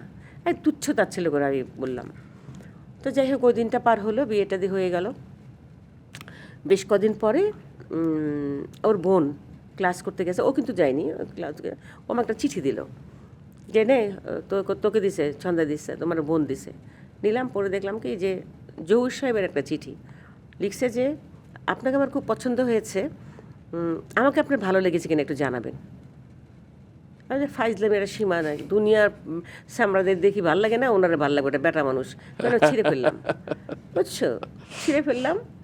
তো ও যাই বোধহয় বলছে ওকে। তারপরে এখন তো মোবাইলের যুগ নয়, ফোন করে আমাকে এত কনভিন্স করবে যে আমার বান্ধবী। তারপর দিন আবার বান্ধবী লিখে পাঠাইছে একটা চিঠি, যে আজকে আয় না, আসলে না, আমি না আমার স্বামীর সঙ্গে বিয়ে ধরছি, আজকে ওর জন্মদিন। আমি বলছি ও আসবে না। আমার স্বামী বলছে দেখি, বান্ধবী বলছে, আমার স্বামী বলছে আসবে না, আমি বলছি আসবেই, আমি চিঠি পাঠালে আসবেই, আসিস, তুই না আসতে পারে, আমি ওর কাছে ছোটো হয়ে যাব। ওর বোনের সাথে আমি গেলাম ওর বাসায়। কিসের জন্মদিন আজ না, মানে আমাকে নিয়ে হলো কথা। ওদিক দিয়ে জহুর সাহেবকে ডাকছে, আর ওদের আরেকটা বন্ধু, ও দেখতে জহুরের মতোই, কিন্তু লোকটার মুখটা একটু দুলাল নাম ছিল, মুখটা একটু গোল টাইপের, জহুরটা ছিল লম্বাটে, কিন্তু খুব হ্যান্ডসাম দেখতে, লম্বা চড়া সুন্দর লোকটা। তো সে আসছে সাথে, খাওয়া দাওয়া হচ্ছে, ওর মা রান্না বান্না, নতুন জামাই বাড়িতে খাওয়া দাওয়া তো হচ্ছে, প্রতিনিয়তই হচ্ছে, কিন্তু জন্মদিন কিচ্ছু না, মিথ্যা কথা। তারপরে কথাটা হইলো, জহুর সাহেব তো কোনো কথা বলে না, লজ্জা পাচ্ছে, আর কারণ আমাকে বলাই নিছে তো, যে নিজেই উল্টা লজ্জা পাচ্ছে। আমিও খেয়ে দিয়ে চলে আসলাম, কিছু না, বাস এই আমার বান্ধবী পিছিয়ে লাগে, প্রায় চিঠি লাগে, এইটা বলে ওইটা বলে, মানে যত মিথ্যা কথা আমার সঙ্গে বলা যায়, আমি খুব ভালো, আমি এইটা, আমি সেটা, আমি সব কিছুর ব্রিলিয়ান্ট, আমি সব কিছুর ফার্স্ট, এইসব ওকে ওকে মাথা নষ্ট করছে। আর জহুরের ভালো কথা বলে বলে আমার মাথা নষ্ট করছে, এইভাবেই আলটিমেটলি তারপরে হয়ে গেল। এবং সেটি যে একটি ভালো কিছু হলো, সেটি আপনার কথার মাধ্যমে আমরা বুঝতে পারি, এবং আপনি এখনো তাকে ধারণ করে আছেন আপনার সব এটা সত্যি কথা। এবং তিনি নাকি আপনাকে কখনো কোনো কিছুতে নিষেধ করেন, কোনোদিন না, কখনো কোনো কিছুতে সন্দেহ করেননি, এবং আপনাকে প্রথম বিটিভিতেও তিনি নিয়ে গিয়েছিলেন। ওই প্রথম আমাকে আলিমুজ্জামান দুটো বললো আর কি, যে ডলি তো ভালো অভিনয় করে রে, মানে মঞ্চে করি তো, যে ডলি তো ভালো অভিনয় করে, ওকে বিটিভিতে ঢুকাই দিচ্ছিস না কেন? জোর বলে কী আশ্চর্য কথা, আমি কেমন করে ঢুকাবো? তোদের জায়গা তোরা ঢুকাবি, যদি পারিস তোরা ঢুকাবি, আমি কেন ঢুকাতে যাবো? এই আলিমুজ্জামান দুলো আমাকে, শাকেরা, যে আমাদের শাকেরা হতো সকাল সন্ধ্যায়, আর মিতা ব্যানার্জি ছিল আরেকটা মেয়ে, আমরা চারজন স্পেশাল আমাদের একটা অডিশন নিয়ে তারপর আমরা চারজনকেই পাশ করালো। মানে চারজনে আমরা অভিনয়ে মোটামুটি করেছি আর কি, ভালো। তারপরে প্রথম নাটক আমার মানিক রতন, আবদুল্লাহ ইউসুফ ইমাম ছিলেন, হ্যাঁ ওই ডিরেক্টর, উনি আলিমুজ্জামান দুলুকে বললেন যে এরকম ব্যাপার, আমি তো একটা নাটক করছি, এখানে একটা মেয়ে দরকার, আমার মেয়েটা ম্যাট্রিক পরীক্ষা দেবে এই বয়সে, একটা এরকম একটা মেয়ে দরকার। তো জহুরের বউ নাকি ঢুকছে নাকি রে এখানে, পাস করছে। তা আলিমুজ্জামানকে হ্যাঁ বলে, তো আসতে বলো, আমি তো আজকে বিকেলবেলা বসবো, মেয়েগুলোকে নিয়ে বসতে চাই। আমরা চারজনই আসি, চারজনই পড়েছিলাম। পরে হয়তো পার্সিয়ালিটি করছে কিনা যাই না, না, না, আমাকে অবশ্যই রেখে না। দিল, ওদেরকে ছেড়ে দিল আর কি। এই আমার প্রথম নাটক ওনার সাথে করলাম। বাহ। তো আপনাদের বিয়ে হয়েছিল ৫ই নভেম্বর ১৯৭৬ এবং ২০০৬ সাল পর্যন্ত আপনাদের সংসার ছিল তার জীবদ্দশার একদম শেষ দিন না, পর্যন্ত। পাঁচ মানে সংসার বলতে গেলে সংসারই না ধরতে গেলে। অসুস্থ ছিল তো অনেক দিন, ৩.৫ মাস। তার আগে ২ মাস তো ওকে নিয়ে দৌড়াদৌড়ি করলাম। মানে তখনও জানি না যে এত সিরিয়াস কিছু একটা হয়ে যাবে আর কি, দৌড়াদৌড়ির মধ্যেই ছিলাম। আমি শুধু জানতে চাই যে আপনাদের যে এত নিখাত ভালোবাসার সম্পর্ক, শ্রদ্ধার সম্পর্ক, আপনাকে যখন চলচ্চিত্রের অফার দেওয়া হয়েছিল অসাধারণ চলচ্চিত্রের জন্য, তখন আপনি তার শরণাপন্ন হয়েছিলেন কিছু বলবার জন্য, এবং তিনি তখন তাদেরকে বলেছিলেন যে এরকম একটা অনার্স পাশ করা একটা না, মেয়েকে। ও লেখাপড়া করা একটা মেয়ে, লেখাপড়া করছে, ম্যাচিওর মেয়ে, ও যা বলার ওর ব্যক্তিগত চয়েস থাকতেই পারে, সেটা ওই বলবে, আমি কেন এখানে কথা বলবো বলেন। বাহ। বলেও সরে গেল ওখান থেকে, বলে অবশ্যই আপনারা কথা বলেন। মানে ছিলেন আমাদের জহির রায়হানের সবচেয়ে ছোট ভাই জাকারিয়া হাবিব। আমি কখনো দেখিনি ওনাকে, ফার্স্ট টাইম দেখলাম। আর ওনার যে চিফ অ্যাসিস্ট্যান্ট ছিলেন, ওনার নাম ছিল রহিম নেওয়াজ। ওনারা দুজন গেছিলেন আমার বাসায়। ওনারা প্রথমে টেলিভিশনে গেল, টেলিভিশনে যে জিয়া আনসারের সাথে কথা বলে আমার ঠিকানা নিয়ে তারপরে আমার বাসায় গেছে। তারপরে সকালবেলা জহুর ওয়াশরুমে আমার বুয়া ওদিকে নাস্তা বানাচ্ছে, আমি একটু টুকটাক যা করার করছি, টেবিল সাজাচ্ছি। ওই সময় নিচে কলিং বেল, আমি দোতলায় থাকতাম বৌদ্ধদা সাহেবের ভাইয়ের বাসায়, মানে ওনার ফুফাতো ভাই বা কারো ভাইয়ের বাসায় থাকতাম। তো নিচের থেকে কলিং বেলটা, মগবাজারে কলিং বেলটা পার পরে আমি দৌড়ে বারান্দায় গেলাম। যাওয়ার পরে ওনারা বললো যে আমরা একটু আসছি, যাবো উপরে। তো দুজনে ভদ্রলোক দেখতে, ভদ্রলোক মার্কা, তো আমরা জহুরের কাছেই তো আসছে। তা আমি দৌড়ে যেয়ে গেট খুলে দিলাম, উপরে নিয়ে আসলাম। আপনারা বসেন, জহুর তো ওয়াশরুমে আসবে। মানে আমরা জহুর সাহেবের কাছে আসিনি, আপনি বসেন। আমি যে তাহলে বলে যে আমরা ছবি না না না, ছবি না, ছবির ব্যাপারে আমি কোনো কথা বলবো না, না না আমি ছবি করবো না। বলে আমি সরে যাচ্ছি, না না আপনি বসেন। তারপরে যাই হোক, নানা করেই যাচ্ছি, একটু চা দিতে বললাম, বুয়া চলে যাচ্ছি, বুয়ার কাছে চা দাও, নাস্তা দাও, বলতে বলতে জহুর সাহেব বেরিয়ে আসলো। তখন জহুর সাহেবকে ওরা বললো, বলার পর জহুর সাহেবকে, না আমি কিছু বলবো না। তা ওনারা আমাকে নাছর বান্দা, নাস্তাও গেলেন, বসলেন, গল্প করলেন এবং আমাকে রাজি করিয়ে তারপরে আসলেন। তো আপনাদের এই মধুর সম্পর্ক থেকে এই প্রজন্মের যারা আছে তাদেরকে যদি কোনো শিক্ষা দিতে বলি কিংবা টিপস দিতে বলি দাম্পত্য জীবনে, আপনি কি বলবেন? তুমি একটা জিনিস কেন বোঝো না, এখন অনেক দূর আমরা চলে এসেছি, সেই সমাজ সেই সময় তো নাই এখন, তাই না? এখন তো অনেক পরিবর্তন, সমাজের বলো, সময়ের বলো, সমস্ত কিছু এড়িয়ে এখন মানুষ এত সুযোগ সুবিধা, এত মেলামেশা, এত ভালোবাসাবাসি। তখন তো এত ছিল না, আমরা কত গোপনে, কত ধীরে সুস্থে প্রেম ছিল, লোকে জানতো না। এখন তো জেনেই যায়, জানাতেই বরঞ্চ ভালোবাসে। তো দুদিন পরে পরে ভালোবাসা ভেঙে যাচ্ছে, আবার আরেকজনের সঙ্গে ভালোবাসা হচ্ছে। এত ভালোবাসা ওদের মধ্যে, আমাদের মতন তো এত কম ছিল না। আমাদের যেইটুকু ছিল ওটুক নিয়ে আমরা জীবন কাটিয়েছি। তো কাজে এটা টিকে থাকাটা খুব মুশকিল না? কোনো কিছু না আফসোস হয় যে কোনো কথা বলা হয়নি কিংবা তা কোনো। হয়, এটা একদম 100% সত্যি কথা। অনেক সময় অনেক কিছু করতে যেয়ে মনে হয়, আমি তো এই কথাটা ওকে বলিনি, বললো ভাবছিলাম, বলা হয়নি, বা আমার মানে এই ব্যাপারে তো কথা বলা উচিত ছিল, বা ও তো আমাকে কিছু বলে গেল না। মারা যাওয়ার পর প্রথমে একটা কথাই বারবার সবাইকে বলছিলাম যে ও তো আমাকে কিছু বলে গেল না, কারণ বলার সময়টা তো দিল না। হ্যাঁ, যেমন ও প্রচুর টাকা পেত মানুষের কাছে, সেই টাকাগুলো তো কার কাছে পেত, কী ব্যাপার, কিছুই জানি না। সবাই মুখ পুছে ফেললো যে না, আমি ওনার কাছ থেকে কোনো টাকা নিইনি। তার মৃত্যুর পর কি কোনো অভিমান হয়েছিল কারো প্রতি কিংবা না, আমার কারোর প্রতি কোনো অভিমান হয়নি। আপনাদের খোঁজ খবর নেয়নি কিংবা এরকম ওটা তো কিছু? ফ্যামিলির উপর হতেই পারে, আমার শ্বশুর বাড়ির, আমার ভাসুরদের উপর একটু বা যাদের উপর একটু অভিমান ছিল, ওটা তো হতেই পারে। যেমন আমার ছেলে, যেমন ওই মন খারাপ করেই তো দেশ ছেড়ে চলে গেল, যে এখানে থাকলে আমি জানি যে আমার তো কোনো গার্জিয়ান নাই, গার্জিয়ানলেসভাবেই আমাকে বড় হইতে হবে, কেউ আমার জন্য করবে না। যেমন আমি ভর্তির ব্যাপারে বা আমার সাহেবের চিকিৎসার সময় একটু টাকা চেয়েছিলাম, ওনারা হয়তো বললেন যে পারবেন না, এখন এই মুহূর্তে টাকা পয়সা নাই। তো এই জিনিসগুলো আমার ছেলে নিতে পারেনি। যে আমার বাবা সবার জন্য এত করতো, সবার ছোট ছিল তো, যেও সবার ছোট ভাই ছিল, যে যখন ডাকতো, এমনও হতো যে আগামী পরশুদিন ঈদ, তোমরা আমাকে জোর গাড়ি চালিয়ে আমাদের বাড়িতে নামাই দিয়ে আসো। হয়তো আমার একজন বললেন ভাসুর যে আমাদেরকে নামিয়ে দিয়ে আসো। জহুর গাড়ি চালায় নিয়ে বাড়িতে নামাই দিয়ে ঈদের দিন সকালবেলা হয়তো বাসায় ফিরে আসতো। আমাকে তো খুশি করতে হবে। আমি বুঝতাম ওর কষ্ট হতো না, এটা অবশ্যই কষ্ট হতো। আমি হয়তো নিজেকে হয়তো চেক দিলাম যে না ঠিক আছে, ওকে এটা তার দায়িত্ব করতে গেল, কিন্তু ওর কি কষ্ট হয় নাই যা যাওয়া এবং আসা? কষ্ট আসলে তার যেমন হয়েছে, আপনি কিন্তু আরো আরো পাহাড় সমান কষ্ট বুকে নিয়ে এ পর্যন্ত এসেছেন। আমি জেনেছি যে আপনার পরিবারে প্রথমে আপনার মায়ের ক্যান্সার হয়েছিল এবং তারপরে জহু সাহেবের, জহুর সাহেবের হয়েছে, আপনার ভাইয়ের হয়েছে, আমার ভাই, একটা আপনার বোন, বোনের ছোট বোন, হয়েছে, আমার ইমিডিয়েট ছোট বোন, এবং বড় বোনেরও হয়েছিল। বড় বোন আজকে 1.5 বছর ও নাই। অস্ট্রেলিয়াতে ছিলেন। হ্যাঁ, আমি অস্ট্রেলিয়া ছিলাম। বড় বোনটা মারা গেল যখন ছিলাম না। আর আমার ছোট যে বোনটা মারা গেল তাকে আমি সেবা টেবা করে দিই, আমার সামনে আমার কাছে মারা গেল। আসলে যার হয় যে মারা যায় সে তো একজন, কিন্তু এই যে আপনি সবার পাশে সব সময় বটবৃক্ষের মতো ছিলেন এটা এবং তো আমার একার হাত না। ওই যে একজন খেলোয়াড় খেলছেন, উনি রেখেছিলেন আমাকে ওনাদের জন্য। এবং এইটাই আমি বলি, আমাকে যখন সবাই বলে যে তুমি একা থাকো, তোমার কেউ নাই, তা তোমার যদি কোনো কিছু হয় কী হবে, এখনও বলে, প্রতিনিয়ত বলে। ধরো আত্মীয়জন যারা আসে, বন্ধুবান্ধব বলে, পাড়া প্রতিবেশী বলে। আমি বলি আশ্চর্য, তোমরা এটা কেন বিশ্বাস করো না যে যে ঘটনাগুলো আমার জীবনে ঘটে গেছে এগুলো তো আমি নিজে ঘটাইনি। ওই যে উনি একজন ঘটালেন, এবং আমাকে আগামীতে যা ঘটবে সেটা উনিই ঘটাবেন। তা ওনার কি এইটুকু মায়া হবে না যে আমাকে সবার জন্য রেখেছে, আমার জন্য কেউ নাই, তাহলে আমাকে কেন কষ্ট দেবেন? আমাকে টুস করে তুলে নিয়ে যাবে, দেখো। বাহ! এবং এই যে এত এত কাছের মানুষকে আপনি পাশে দেখেছেন, তাদের মৃত্যু দেখেছেন এবং তার আগে তাদের বমি হোক কিংবা পটি হোক, আপনি সবকিছু সব আমার এক গায়ের হাতে। উপর দিয়ে গেছে।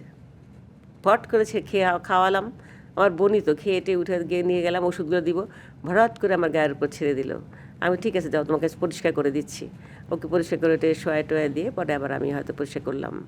আমার সাহেবের কেমো দেওয়ার পরে যে লুজ মোশন তো সবসময় হয়, তো কখনই কোনো কাপড় আমি কাউকে দিয়ে ধোয়াতাম না, সব নিজের হাতে ধুইতাম।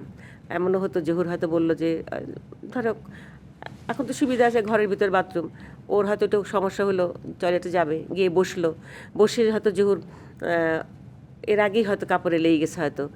তো আমি হয়তো ডাক দিত, ডাক দিলে আমি দরজাটা একটু ফাঁক করে বলতাম কি, অসুবিধা নাই, তুমি ক্লিয়ার হও, আমি দিচ্ছি তোমাকে কাপড়।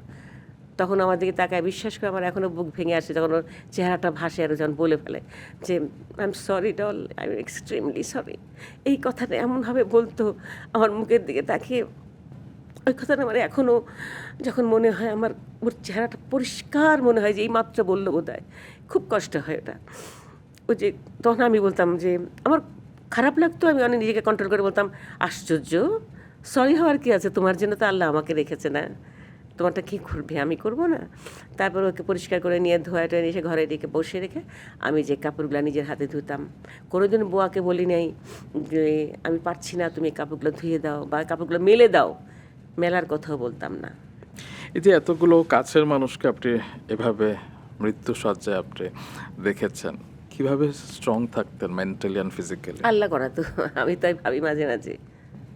এই যে এখনও যখন আমি চুপচাপ থাকি, আমার বুয়াটা তো অনেক দিন থেকে আছে আমার সাথে, বলে খালাম্মা আপনার কোনো কান্তও দেখি না, আপনার কষ্ট পানের বোঝাও যায় না, আপনি কষ্ট পান না? আজ কোথায় কষ্ট পাবো কেন রে, খাওয়া পাচ্ছি, দাওয়া পাচ্ছি, ঘুরছি ফিরছি, বেড়াচ্ছি, আমার শুটিংয়ে যাই, আমার ছেলে মেয়েদের সঙ্গে দেখা হয়, হইচই করি। কয় আপনার কি ইচ্ছা করে না অস্ট্রেলিয়া চলে যেতে? আমাকে আমার মন টানে, যেতে ইচ্ছা করে, কিন্তু আমি কেমনি করে যাই বল? এখানে জায়গাগুলো ফেলে যেতে ইচ্ছা করে না আমার। আবার ওখানে যেতে গেলে আবার পিছু টানে আসি, আবার এখানে থাকলে ওখানে যেতে ইচ্ছা করে। আমি তো দোটানার মধ্যে আসি রে, এটা তো আমার সমস্যা, আমি কী করে সমাধান করব? আপনি সবাইকে দেখান আপনি খুব টাফ, আসলে আপনি মানুষ তো আমি, মানুষের তো মন আছে না, এখন কি করব? আপনার কখনো ফিনান্সিয়াল ক্রাইসিসে পড়তে হয়নি? কারণ আমি শুনেছি যে 3 মাসে আপনি 60 লাখ আমার টাকা ফ্ল্যাটগুলো আপনি বিক্রি করে দিয়েছিলাম, স্বামীর চিকিৎসার জন্য। 3টা ফ্ল্যাটই বিক্রি করে দিয়েছি। আর 2টা ফ্ল্যাট মিলে একটা আমার আছে, তাও পানির দরে 40 লাখ টাকা জিনিস 20 লাখ টাকায় বেচে দিয়েছি। আর তোমার আমার যেটা আছে সেটা দুটো মিলে একটা করা, 2700 স্কোয়ার ফিটের মধ্যে এক কোনায় আমি পড়ে থাকি, পুরো ঘর খালি থাকে। এই জন্য অনেকেই বলে আমার কাছে এসে থাকতে চায়, অনেকে বলে রাখো বা ঘরটা ভাঙো, ভেঙে জায়গা করে দাও, অন্যরা থাকুক, মানে তুমি ভাড়া দাও। আমার ভালো লাগে না, জীবনটা খুব ছোট্ট, আর কদিনে বা আছি, এই ঝামেলার মধ্যে আর যে লাভটা কি, থাক না, থাক পরে থাক, মরে মরে গেলে কি হবে না হবে সেটা যা হওয়ার হবে। তো এই যে যখন আপনি ফ্ল্যাট বিক্রি করছিলেন, তারপর যখন হঠাৎ করে শুনলেন যে সেই দিনটি এলো, আপনার স্বামী নেই, সেই মুহূর্তে আসলে কি অনুভব করেছিলেন? কিছুই ভাবিনি, চলে গেল, চলে যাবে। এবং আমি যে ওকে একটুকু চিকিৎসা করে দিতে পারলাম, সেখানেই আমার স্যাটিসফ্যাকশানটা। যে মানুষটা বাড়িটা করে শখ করে উঠলো বাড়িতে, বাড়ি বাড়ি করতো সবসময়, এবং সে একটা কথা সবসময় বলতো, জানো অদ্ভুত লাগে, যদি বলতাম তোমার এইটা করো না তো ওই হবে সে হবে, ডল একটু আমাকে নিয়ে চিন্তা করো না, তোমাকে বাড়িতে তুলে না দিয়ে আমাকে আল্লাহ নিবে না, তোমাকে তোমার ঠিকানায় পৌঁছে দিয়ে আমি আল্লাহ কাছে যাবো, দেখো। তো যদি এইভাবে বলতো আমি হালকাভাবেই নিতাম, কিন্তু এটা যে একদম সত্যি হয়ে যাবে। 5 এপ্রিলে আমি উঠেছি আমার ফ্ল্যাটে, আর 6 ফেব্রুয়ারি 10 মরে গেল সে। এই যে আশুরা আসতেছে, 10 মহরমে সে মারা গেছে। বাহ। তো এই যে আপনি এখন এত সজীব, এত সুন্দর, মাশাআল্লাহ, এটা কিভাবে সম্ভব? আমি জানি না, কারণ আমি শুনেছি যে আপনার ডায়াবেটিসও নেই। না ডায়াবেটিক নাই। মানে কি মেনটেন করেন, আমাদেরকে একটু শেখান। আমি মেনটেনেন্স কিছু করি না, আমি আসলে ভাজা পোড়া জিনিসগুলো খাই না, রাস্তার খাবার খাই না। তোমার ধরো আমার বান্ধবীরা অবাক হয় যে তোর ফুচকা খেতে ইচ্ছে করে না, চটপটি খেতে ইচ্ছে করে না, আসলে ইচ্ছে করে না। তারপরে তোমার এই যে গত প্রায় 1.5-2 বছর যাবত আমি কোনো ডালপুরি খাই না, সিঙ্গারা খাই না, মানে ডিপ ফ্রাই কোনো জিনিস আমি খেতে চাই না। কি খান আপনি? সাদা মাটা খাবার খাই, যে বললাম তোমাকে, খাবার না থাকলে, রুটি। শুকনা রুটি থাকলে ওইটা হয়তো একটু তাওয়ার মধ্যে দিয়ে বা একটুখানি গরম করে বা মাইক্রোওয়েভে দিয়ে এটা খেয়ে নিলাম, শেষ, আলহামদুলিল্লাহ। বাহ। এবার আপনার জীবনের সবচেয়ে বড় সম্পদ, তার কথা শুনতে চাই। আপনার সন্তান আচ্ছা, রিয়াসাদ আজিম, 1985 সালে খুব সম্ভবত 85 নভেম্বরে, 13ই নভেম্বরের জন্ম। হুমায়ুন আহমেদের যেদিন একদিন। জন্ম। বাহ। আমি শুনেছি যে এই নামটি আজমির শরীফে গিয়ে আজমির শরীফের আমার রাখা। খাদিমের নাম লিখেছিলাম আমি। বাহ। কি হয়েছিল আসলে, সেই আসলে ঘটনাটা আমি একটু শুনি। আমরা যখন গেলাম, তো যে প্রথমেই আমি ধাক্কা খেলাম, এত সুন্দর একটা ছেলে, প্রিন্সের মতো দেখতে একটা ছেলে, আজমিরের ছেলেটা, আচ্ছা। খাদিম ছেলেটা, ওর 5টা বোন, একটা ভাই। তো ওই তো আমাদেরকে বাবা নাই, তো কাজে আমাদেরকে থাকতে দিচ্ছে, খাওয়ার ব্যবস্থা করছে, সব কিছু ওই করছে, কারণ বোনেরা তো আমাদের সামনে আসবে না। আমাকে উল্টা ওদের সঙ্গে দেখা করার জন্য উপরে নিয়ে গেল, ওদের ঘরে নিয়ে গেলো, মার সঙ্গে দেখা করালো, বোনদের সঙ্গে দেখা হলো। তো যাই হোক, সে ছেলেটাকে দেখে ভালো লাগলো। পরে যখন ওর মা আমাকে দেখে বলল যে হ্যাঁ কেন হবে না, হিন্দিতেই বললো, হ্যাঁ হ্যাঁ ও মা হবে, ও তো ওকে দেখি তো মনে হচ্ছে ও মা। তো আদর আদর করলো আমাকে। তার আগে বোধহয় আপনি 9 বছর মা 9 বছর হচ্ছিলেন না। বাচ্চা কাচ্চা হয়নি। হ্যাঁ, আসলে হয়েছে কি, সত্যি কথা বলতে কি, কোনো হুজুর বা কোনো মরা মানুষ তো আমাকে লাশ মানে বাচ্চা দিতে পারে না, বাচ্চা তো উপরওয়ালাই দেবে, এগুলো তো উসিলা। জি জি। হ্যাঁ, সেই সময় আমাকে অনেকে বলতো আজমিরে যাও, অনেকে বলতো, আমারও দুর্বল মন ছিল, আর ধরো মনে হতো যে না যাই না, ঘুরে আসি না কেন, অসুবিধা কোথায়। কিন্তু বিশ্বাস তো আমার উপরওয়ালার উপরেই, সেই তো দেবার মালিক তো সে, তাই না? তো তোমার যখন আমি গেলাম, মনে হলো হঠাৎ করেই গেলাম, কিন্তু এসব দিন রাত্রি হচ্ছিল তখন, আমাদের 2টা এপিসোড হবে না, আগের থেকে রেকর্ডিং করে ফেলবে মোস্তাফিজ ভাই, কারণ হলো ওনার জাপানে বোধহয় একটা টেলিভিশন থেকে পাঠানোর কথা ওনাকে, তো উনি থাকবেন না, যে হবে না শুটিং। তা আমি না বাসায় বসে থেকে হঠাৎ করে জোহরকে বললাম কি, এই শোনো না, আমাদের 2টা এপিসোডের গ্যাপ পাবো 15 দিন, তো চলো না আমরা আজমির যে ঘুরে আসি। যাবা? ও কিন্তু ড্রেস আপ করতে করতে বলছে যাবা, আর হ্যাঁ চলো যাই। আচ্ছা, এই যে কথাটা হলো, বাসা থেকে বেরিয়ে গেল, কিন্তু অফিসে গেল, ওখান থেকে সে ভিসা করতেও দিল ওই দিনই না, তার পরের দিন না, আমাকে বিকেলবেলা এসে অফিস থেকে এসে আমাকে টিকিট 2টা দিল আর ভিসাটা দিল, যে দেখো ভিসা হয়ে গেছে, চলো আমরা অমুক দিন যাচ্ছি। 3 দিন আর 4 দিন পরে আমরা চলে গেলাম। এই যে হঠাৎ করে সমস্ত কিছু হয়ে যাওয়া, আর তখন তো এইভাবেই ভিসা হয়ে যেত, আর ও তো ট্রাভেল এজেন্সির সাথে যোগাযোগ ছিল, যার জন্য ওরাই বোধহয় করে দিছে কিনা যায় না। ও তো এই গেলাম, চলে গেলাম, যে 10 দিনের মধ্যে সমস্ত ঘুরে, এইভাবেই টিকিট করা ছিল, মানে কলকাতা, দিল্লি, আজমির, রাজস্থান, ওই যে জয়পুরি, তারপরে আজমির হয়ে আবার ওইভাবে ব্যাক করলাম অল্প সময়ের মধ্যে। তারপর রিয়াসাদ আজিম হলো, রিয়াসাদ না, অর্থ ওই হচ্ছে তোমার গিয়ে- বাচ্চা যখন হইলো, সবাই নাম, আমার বাবা তো খুশির মানে সীমা নাই। ঘরে বসে থাকে, যে আসে তোমাকে কয়েকটা নাম দিয়ে যাও না গো, আমাকে কয়েকটা নাম দিয়ে যাও না গো, সবাই এরকম নাম দিয়ে আপনার যেত। ভক্তরাও নাকি পাঠাতো? হ্যাঁ, সবাইকে, যাকে যাকে বলতো ওরা বলতো, মানুষকে বলতো, শুনে শুনে অনেকেই নাম পাঠাতো, বুঝছো? কত নাম যে পাঠানো হয়েছে, আমার মনে হতো সে রিয়াসাতে রয়ে গেছে, বুঝছো? মানুষের সঙ্গে মানুষের সৌন্দর্য এবং নামের সঙ্গে আমার এত ভালো লেগে গেছিলো। তারপরে শেষে আব্বাকে আমি লাস্টে বললাম কি, আব্বা তো নাম টাম জোগাড় করে কোনো লাভ নাই। আমি যে গেছিলাম সেই খাদেমের নামটা খুব সুন্দর, রিয়াসত, খুব সুন্দর। আমি অর্থ জেনেছি ওটা রাজ্য, সাম্রাজ্য, সাম্রাজ্য। রাজ্য। তো ওর সঙ্গে ইসলাম দিলে হবে না কি দিলে হবে আমি জানি না, কি একটা দিলে, শব্দ দিলে পূর্ণাঙ্গ নাম হবে, ভালো হয়। আজিম কিন্তু আমাদের ফ্যামিলিতে কারো নাম না, জানো? আচ্ছা, কিন্তু যে পূর্ণাঙ্গ নাম জন্য শ্রেষ্ঠ, শ্রেষ্ঠ। আজিম হলো শ্রেষ্ঠ রাজ্য হওয়ার Wow. জন্য রিয়াসাত আজিম করে দেয়া হলো। বাহ! তো সেই শ্রেষ্ঠ রাজ্যকে নিয়ে একটু শুনি। আপনি তো অনেক ব্যস্ত ছিলেন। একটা সময় ছিল যে আপনার ২৫ থেকে ৩০ দিনও শুটিং করতে হতো। তো এই যে সন্তান মাকে পেত না, আপনি ব্যস্ত থাকতেন। তার খালাদের কাছে হয়তো, কিংবা তার নানির কাছে হয়তো নানি তো থাকতো। ছিল না, আচ্ছা, ও নানি তো বোধহয় নানি ৮৩ আগেই সালে মারা মারা গেছে, গেল। হ্যাঁ। আচ্ছা। তো খালাদের কাছে, এবং সে খালাদের কারণে কাছে। খালাদেরকেই আম্মু বলে ডাকতো। হ্যাঁ, সবগুলোই ওর আম্মু, সবাই আম্মু। এবং ওর কোনো কষ্ট হয়নি, কারণ এক আম্মু হয়তো খাবার রেডি করছে, এক আম্মু গোসল করাচ্ছে, এক আম্মু কাপড় নিয়ে দাঁড়িয়ে আছে। হ্যাঁ, এই যে ওদের সমস্ত, ওই এতদিন পরে একটা বাবু পেয়ে সমস্ত ওদের অ্যাটেনশন ওর প্রতি। আপনার কি কখনো আফসোস হয়েছে যে আরেকটু সময় যদি বাচ্চাকে দিতে পারতাম? হ্যাঁ, এই আফসোসটা আমার এখনও আছে, যে আমার ওই যে সুন্দর সময়টা আমার ছেলেকে আমি পুরোপুরি দিতে পারিনি, কিভাবে নষ্ট হয়ে গেল আমার। আমি ফিল্ম নিয়ে ব্যস্ত থাকতাম, তারপরে তখন তো নাটক ছিল না, মানে প্যাকেজে শুরু করিনি, ফিল্মই ছিল, মানে ফিল্ম নিয়ে ব্যস্ত ছিলাম, এত সময় দিতাম ফিল্মে যে আমার বাচ্চাটাকে আমি, কিন্তু না, ও না আবার একটা জিনিস কি, সারাদিন ওদের সঙ্গে থাকতো, রাতে শোয়ার সময় হলে আম্মু, এই রাতে শোয়ার সময় আমার সঙ্গে থাকতো, এইটুকুই আমার পাওয়া আর কি। তো ছেলের যখন ২১ বছর, তখন সে বাবাকে হারিয়েছিল। সেই সময় সে সেটা কিভাবে আমার ছেলে সামলাচ্ছিল? কিন্তু অনেক চাপা, প্রচণ্ড চাপা, হয়তো আমার এই ইয়েটা পেয়েছে সে, ও প্রকাশ খুব কম। ও নিচে দাঁড়িয়ে আছে ওর বাবার লাশের পাশে, যে আসতেছে আমাদের ফিল্মের নাটকের লোকজন যাচ্ছে, ওকে হয়তো ধরতে যাচ্ছে, ওকে আমি ঠিক আছে, আমি ঠিক আছে, আপনারা আম্মার কাছে যান, আম্মা উপরে, আম্মার কাছে, সবাইকে আমার কাছে পাঠিয়ে দিচ্ছে। সে কিন্তু কাউকে ধরে ইমোশনাল কোনো কিছুই সে দেখায়নি। বাহ! চিন্তা করো, তার একমাত্র বন্ধু তার বাবাই ছিল। বাবার সঙ্গে শেষের দিকে এসে এমন রিলেশন ছিল যে জহুর সাহেব আম কেটে কেটে টুকরা করে, ও কম্পিউটারে বসে আছে, পাশে দাঁড়িয়ে দাঁড়িয়ে কাটা দিয়ে দিয়ে মুখে দিচ্ছে, ও খাচ্ছে, ও জানে না কী খাচ্ছে, কতটুকু খাচ্ছে। তারপর ধরো ওই তরমুজ, তোমার লিচু ছিলে কেটে বিচিটা ফেলে দিয়ে কাছে নিয়ে বসে কাটা দিয়ে, মানে অদ্ভুতভাবে ছেলেকে এই অ্যাটেনশনগুলো দিত। আর ওর তো কোনো বাইরে কোনো বন্ধু বান্ধবের সঙ্গে মিশতো না জহুর সাহেব। সে অফিসের পরে ডাইরেক্ট বাসায় এসে ছেলের সাথে, এবং আসার সময় রাস্তার থেকে ছেলেকে ফোন করতো, বাবা তোমার জন্য কী আনবো, কিছু লাগবে, এরকম বলতো। তো ওর একটা নেশা ছিল, শিক্ষাভাবের প্রতি নেশা ছিল, না না শিক্ষা খুব পছন্দ তার, তো ওই প্রায় দিন আনতে হতো তার জন্যে। তো বাবা নিয়ে আসতো, নিয়ে দিয়ে খেত, কিন্তু এমনি বার্গার খাওয়া বা পিৎজা ফিজ্জা ওগুলো অত বেশি খেত না। বাহ! তো কিছুক্ষণ আগে এইসব দিন রাত্রি ধারাবাহিকের কথা বলছিলেন। আমার ছোটবেলার স্মৃতির সাথে আসলে এইসব দিন রাত্রি অনেক জড়িয়ে আছে, এবং নীলু ভাবিকে তো আসলে কেউ ভুলতে পারেনি এখনো। এবং সেই নাটকের সূত্রেই বোধহয় আপনার প্রথম হুমায়ুন আহমেদের সাথে পরিচয়।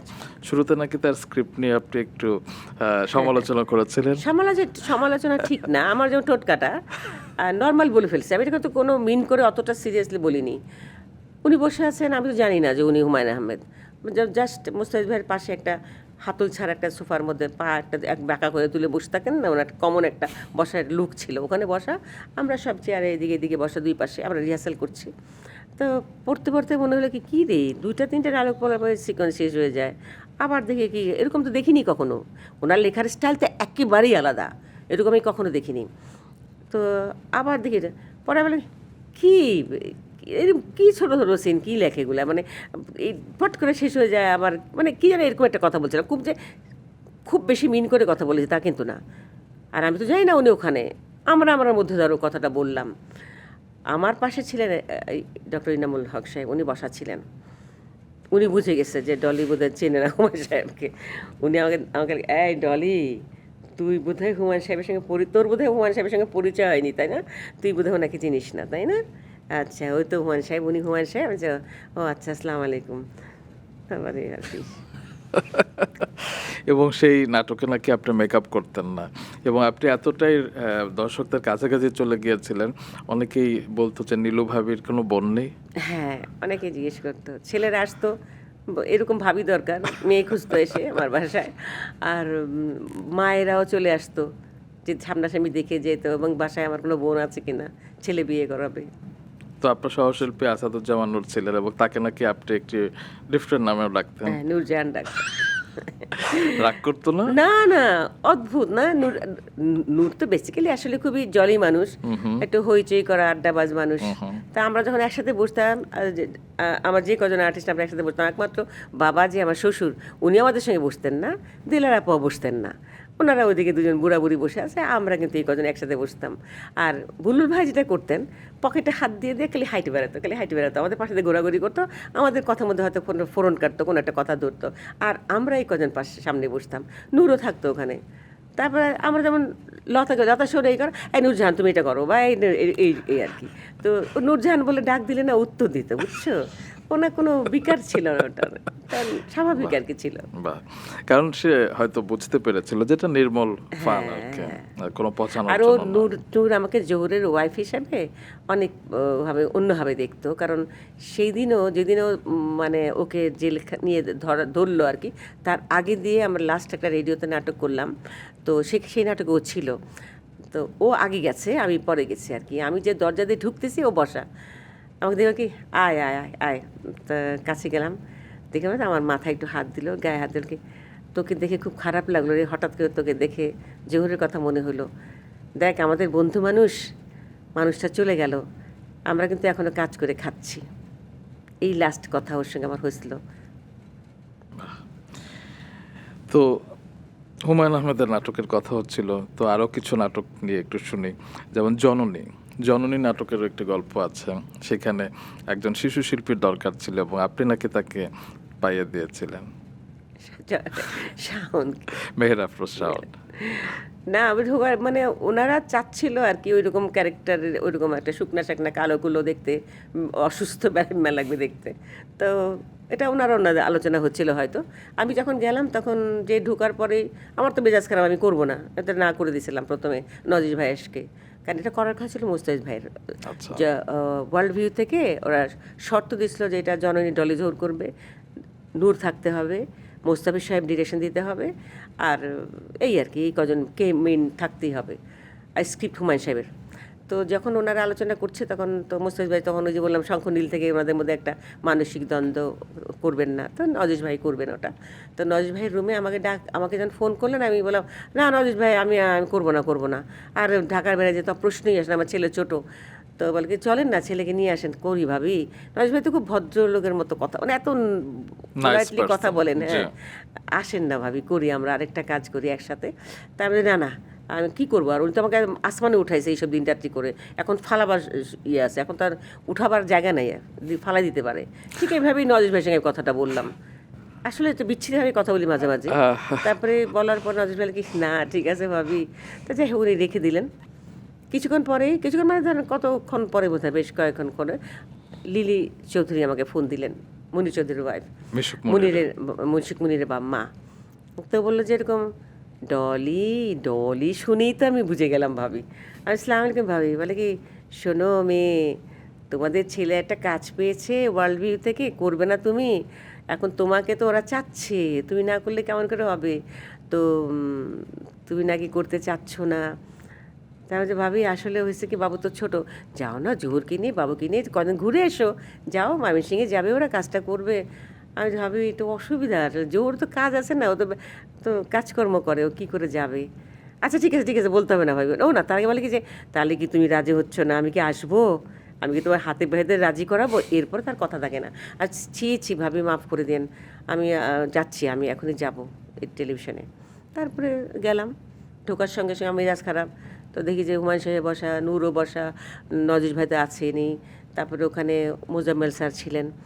তো ঢুকতে সালেহ আহমেদ তখন ছিলেন না। আচ্ছা, তো নূর বলে কি, এটা শোন, তুই না নতুন করে করতিস, তোর কাছে না অনেক ছোটো ছোটো মেয়েরা আসছিল, মানে অনেক মেয়ে, তুই তো জানিস তো, এরকম কালো দেখতে শুকনা বেড়াইমা এরকম কোনো মেয়েটে আসে নাকি তোর কাছে? আমি আমি কি মুখস্থ করে রাখছি নাকি আছে কি নাই, সে তো কতদিন কথা আগের কথা, আমি কেমনি করে বলবো? বলে নি আমি চেয়ারের মধ্যে বসলাম। বসার পর সঙ্গে সঙ্গে মনে পড়লো, আল্লাহ, শাওনের মান আমার প্রায় বলে, ডলি ভাবি এর আগে নতুন কুড়িতে তো চ্যাম্পিয়ন হয়েছিল সে। তো আমাকে আপা বলতো, বলে কি যে এরকম ডলি ভাবি একটা, তুমি তো হুমায়ুন সাহেবের একটা অনেক নাটক করো, একটা নাটক ওকে একটা স্টার বানায় দাও না, হুমায়ুন সাহেবের নাটকগুলোতে স্টার হওয়া যায়, মানে এইসব বিন্দেতে যারা করেছে সবাই স্টার এখন, তো তুমি দেখো না করো, মানে ও কোনো ইয়ে করানো যায় কি না, নাটকে নেওয়া যায় কি না। তার মানে আচ্ছা ঠিক আছে দেখবো, আমি তখন ওনার নাটক করি না, ধরতে গেলে হয় না, এইভাবে কথা হয়েছিল। ঠিক সঙ্গে সঙ্গে মনে পড়লো আমার, তো মনে পড়ার পর আমাকে হ্যাঁ হ্যাঁ হ্যাঁ আছে, দাঁড়াও দাঁড়াও। তারপরে আমি উঠে যেয়েও পাশে ওই চেয়ারটার মধ্যে নূর বসা ছিল, নূর সরে গেল, আমি চেয়ারটার মধ্যে সরো, তাহলে আমি ওখানে বসলাম, বসে ওই অ্যানালগ ফোনে ফোন দিলাম। আপা আপা তখন খাওয়া দাওয়া শেষ, টেবিল টেবিল সাফ করছে। কী করো তুমি? আচ্ছা এই যে খাওয়া দাওয়া শেষ করলো, টেবিল সাফ করছি। আমি কি শোনো ইয়ে আছে বা শান বাসায়? বলে হ্যাঁ তো। আমি তুমি এক কাজ করো, ওনাকে নিয়ে চলে আসতো, ওকে নিয়ে চলে আসতো নজর ভাইয়ের রুমে। বলে আচ্ছা আচ্ছা, ও আর প্রশ্ন করলো না বেশি, ওকে নিয়ে চলে আসলো। যেই দরজা দিয়ে ঢুকতেছে, হুমায়ুন সাহেব ধরো এখানে বসা, ওখানে দরজা দিয়ে ঢুকতেছে, বুঝছো? দেখে বলে পা ছিল ওর উঠানো, সে পা নামায় নিয়ে একদম পারফেক্ট সিলেকশন, মানে মামি সিংয়ের সুর দিয়ে, বুঝছো? তারপরে সেদিনে কি হুমায়ুন আহমেদের সাথে মেহরাব শাওনের প্রথম দেখা? হ্যাঁ, ও তো আগে আর খেয়াল করেনি, দেখিনি। তারপরে এই আর কি শুরু হলো। বাহ, চমৎকার। তো অনেক আপনার গুণের কথা হলো, প্রশংসার কথা হলো, এবার একটু আপনার সমালোচনার হ্যাঁ, নিশ্চয়ই, প্রসঙ্গেও 100 বার। আসতে চাই। কারণ অবশ্যই। কিছুদিন আগে আপনার একটি সিনেমা মুক্তি পেয়েছে দম, এবং সেই সিনেমার মুক্তির আগে আপনি কিছু কথা বলেছিলেন, সেটাকে আবার মিস ইন্টারপ্রেট করে লেখা হয়েছিল যে দম সিনেমার দম নেই, বলেছেন ডলি জোহর। আবার সেই সিনেমা মুক্তির পর আপনি যখন একটা স্পেশাল স্ক্রিনিংয়ে গেলেন, আপনি বেশ প্রশংসা করলেন, তখন আবার পাবলিকরা অনেকে লিখলো যে, কি লিখলো? হ্যাঁ, ভণ্ড মহিলা। হ্যাঁ, ভণ্ড মহিলা, পোল্টিবাজ। হ্যাঁ, পোল্ট্রিবাজ। হ্যাঁ, যাই হোক, তো কথাটা আসলে আমি যেভাবে কথা বলি, আমি তো মিন করে কথা বলি না। একই ছিলাম রোজার মাস শেষের দিকে, ঈদের আগে দিয়ে, রোজার আগে। তারপর ছিল হলো নারী দিবস। তো আমাকে মৌসুমি মৌ বলল যে মা তুমি এবার আসো, আমি তো অনেকেরই নিয়ে এসেছি, তুমি এবার আসো, মহিলারা চায় তোমাকে।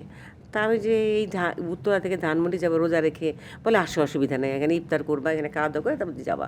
তো ও এমনভাবে বলে, না গিয়ে পারলাম না, আমি যে ঠিক আছে আসবো। তো গেলাম, তো যাওয়ার পরে তো বসছি, কথা যা যা বলতে হয় মেয়েদের মহিলাদের বললাম।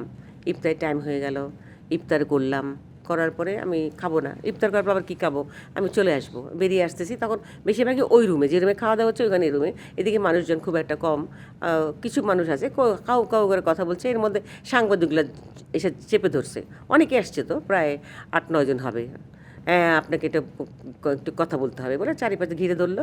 তা আমি এখন কোনো কথা বলবো না, ভালো লাগছে না, বাসায় যাবো।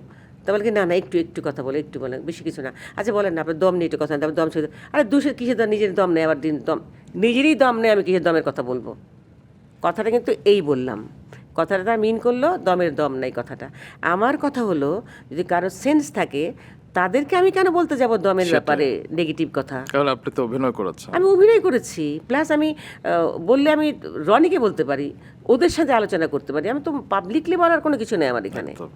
তবে আপনার কি মনে হয় না যে ছবিতে আপনার স্পেসটা একটু বেশি হতে পারতো? না, মানে আপনাকে যারা পছন্দ করে তারা কিন্তু কিছুটা হতাশ এটা হয়েছে। রনি জানে ভালো, কারণ আমার মনে হয় না ওর কিছু নাই। রনি যখন আমাকে নিয়েছে, তার সঙ্গে প্রথম কাজ আমার, এখন রনি আমাকে কিভাবে ইউজ করবে বা কতটুকু করবে, কাজ তো আমি অনেকটাই শুটিং হয়েছে, হয়তো সে মেইন ফোকাস করতে চেয়েছে যে ওকে ওই এলাকাটা, ওইখানকার ব্যাপারটা। হ্যাঁ, মা তো একজন আছি, তো মাকে আর একটু আর কী দেখাতে পারে এখানে, হয়তো সেটা চিন্তা করে সে করেছে, সেই ভালো বুঝেছে কতটুকু করা দরকার। তারপরে যখন ছবিটা আমি দেখলাম, দেখার পথে মুগ্ধ, কারণ আমি তো সত্যি কথা বলতে কি, আমার প্রফেশনের কসম, যে আমি এর আগে আমি কিচ্ছু জানি না দমের পুরো গল্প। আমি যেটুকু কাজ করতে গেছি পাবনাতে, শুধু আমি ওইটুকুই জানি, আমার ওইটুকুই জানি, আমি গল্পটা কী ব্যাপার, কী হচ্ছে ওখানে বা কী হয়েছে, কোনো গল্পের কিছুই আমি জানি না, বা আমি কিছু একটা রিলও দেখি নাই যে আমি ওইটা নিয়ে কিছু বলবো, তো আমি দম নিয়ে কথা কেন বলবো বলো? সেটাই। আরেকবার আপনি যখন আজীবন সম্মাননা পেলেন, তখন চলচ্চিত্র অঙ্গনের অনেকে বলছিলেন যে আমরা এত বছর ধরে এত সিনেমা করেছে, কিন্তু নাটকের একজন অভিনেত্রী আজীবন সম্মাননা পেয়ে গেল, তখন কি আপনি হতাশ হয়েছিলেন, কষ্ট পেয়েছিলেন? না, কষ্ট পাইনি, এটা স্বাভাবিক, যে পায়নি সে তো বলতেই পারে, তাই না? বলতেই পারে। আর আমাদের তো প্রফেশনে তো জেলাস জিনিসটা তো আছেই, একজন আরেকজনের ব্যাপারে একটু করবেই। আমি সাংবাদিকরা যখন প্রশ্ন করেছে তখন আমি এই কথাই বলেছি যে হয়তো আমার পাওয়ার কথা ছিল না, পেয়ে গেছি ভাগ্যগুণে। আর যারা পায়নি তারা যে পাবে না এমন তো কোনো কথা নাই। Right. আজকে আমি পেয়ে যাওয়ার মানে এই না যে আমি পাওয়ার পর আর কেউ পাবে না, তা তো না। আজকে আমি না পেয়ে আরেকজন পেতে পারতো। এবং আমার এই 21-এর আগের বার কিন্তু আমার নাম অলরেডি অ্যানাউন্সমেন্ট হয়েছে, পত্রিকা এসেছিল পর্যন্ত, কিন্তু পরে দেখলাম ওটা না, ওখানে আমার জায়গায় শিমুল বিল্লাহকে দেওয়া হয়েছে।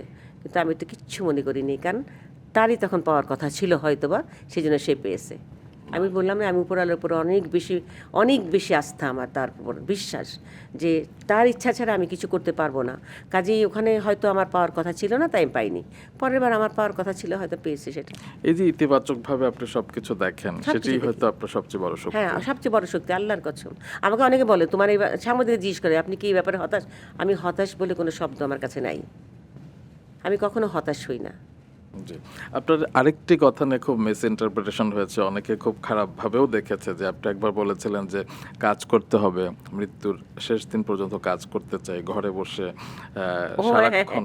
হ্যাঁ, ওটা আমাকে ওই দীপ্তর সিরিয়ালের সময় সাংবাদিক গেছে, যাওয়ার পরে প্রশ্ন করলো যে এরকম ব্যাপার, অনেকে তো বলে আপনি তো অনেকদিন কাজ করলেন, আর কত কাজ করবেন এই সব। হ্যাঁ বলে, অনেকেই বলে আর কত করবেন, এখন আর আল্লাহ বিল্লাহ করেন। আল্লাহ বিল্লাহ আমি করি না, নামাজ পড়ি, রোজা রাখি, হজ করেছি 2 বার, আল্লাহর রহমতে সবই করি। কাজ করতে হবে না, তার সময় কাটবে কী করে? তারপরে সবচেয়ে বড় কথা, এত বেশি আল্লাহ আল্লাহ করলে তো একসময় আল্লাহর উপরে আমি বিরক্ত হয়ে যাব। কথা প্রসঙ্গে কথাটা বেরিয়ে এসছে। সারাদিন যদি আল্লাহ আল্লাহ করতে আমি, তো একসময় তো আমি আল্লাহর উপর বিরক্ত হবে, আল্লাহ আমার উপর বিরক্ত হবে তা তো বলিনি। বলছে আমি হয়তো একসময় আল্লাহর উপর বিরক্ত হব। কথাটা বেরিয়ে গেছে মুখ থেকে, কিন্তু আমি তারপর ওইটা কিন্তু কোনো মিনও করিনি। কিন্তু বলার পরে কিন্তু আমি যে ওটা ঠিক বললাম না, কি বললাম, আমার কিন্তু ওই জিনিস অনুশোচনা বা ওই জিনিসটাই মাথায় আসেনি। কিন্তু ওরা যখন এটা নিয়ে ট্রল করলো, অনেক আস্তাগফিরুল্লাহ বললো, হুজুর সাহেবরা কত কথা বললো, হুজুর মহিলারা অনেক কথা বললো, হিজাবিরা অনেক কথা বললো, যেন ওরা জীবনে কোনোদিন কোনো অন্যায় কাজ করেনি। ওরা এতই ভালো মানুষ, তো যাক, ওরা ভালো মানুষ, আমি বিশ্বাস করলাম। আমি খারাপ। তবে মৃত্যু নিয়ে আপনি এত স্বাভাবিকভাবে দেখেন সব কিছুকে, যেমন আমি শুনেছি যে আপনার ফোনে যাদের নম্বর রয়েছে, আপনি অনেক মৃত মানুষকে নাকি ফোন করেন এবং ফোন করে তাদের পরিবারের খবর নেন। হ্যাঁ, তাদের সাথে কথা বলি, ভালো লাগে। ভালো লাগে এই কারণে, তারই তো আত্মীয় স্বজন সবাই, তারই তো কাছের মানুষ তারা। জিজ্ঞেস করি, ভালো লাগে। এমনকি আমার ফিল্মের অ্যাসিস্ট্যান্ট ডিরেক্টরও ঠিক না, ওই স্ক্রিপ্ট লিখে দিয়েছিল আর কি একটা, খুব আমাকে অনার করতো। আমি কতবার তার নামটা আসার পরে মনে হলো যে মুছে ফেলি, আবার বলি না মুছবে না, থাক না, থাকতে তো কোনো অসুবিধা নেই। শর্মিলী মাকে মিস করেন? খুব খুব মিস করি। আমি মাঝে মাঝে ভুলে যাই সে নাই। দিলার আপা, শর্মিলা আপা মুখ দিয়ে চলে আসে, দিলার আপার কথা বলতে গেলে তার কথা চলে আসে, এবং মনে থাকে না, খেয়াল থাকে না যে নাই। কারণ সে আমাকে বড় বোনের মতো এত বেশি খেয়াল করতো। সবাইকে করতেন উনি, ওনার ওই মন মানসিকতা ছিল যে উনি সবাইকে খেয়াল করতেন, আমাকে করতেন। আমার শরীর অসুস্থ থাকলে বা আমার শরীর খারাপ লাগলে আমাকে ফোন করতো, তুই একা আসিস, রান্নাবান্না করছিস। ও জানতো যে রান্নাবান্না করতে চাই না। রান্নাবান্না করছিস? আমি যে আছে তরকারি, কী আছে তরকারি তোর? আমার জানু রান্না করছে আজকে, মানে মেয়ের নাম না জানু ছিল, কাজের মেয়েটা। তা যে জানু রান্না বান্না করছে, আমি তোর তরকারি পাঠা দিচ্ছি। আমি আছে তো, তুই কোথায় পাঠায় কিলাম, নষ্ট হবে এগুলা। বলে তোরও তো অসুবিধা কোথায়, আমি পাঠা দিচ্ছি। ওই ছোটো ছোটো বাটির মধ্যে একটু একটু তরকারি দিয়ে হয়তো ড্রাইভারে দিয়ে জানুকে দিয়ে পাঠাই দিত। বাহ বাহ, এই মায়া মমতাগুলোই তো আসলে থেকে যায়। ভুলে যায় এগুলা, বলেন কোনোদিন ভোলা যায় না।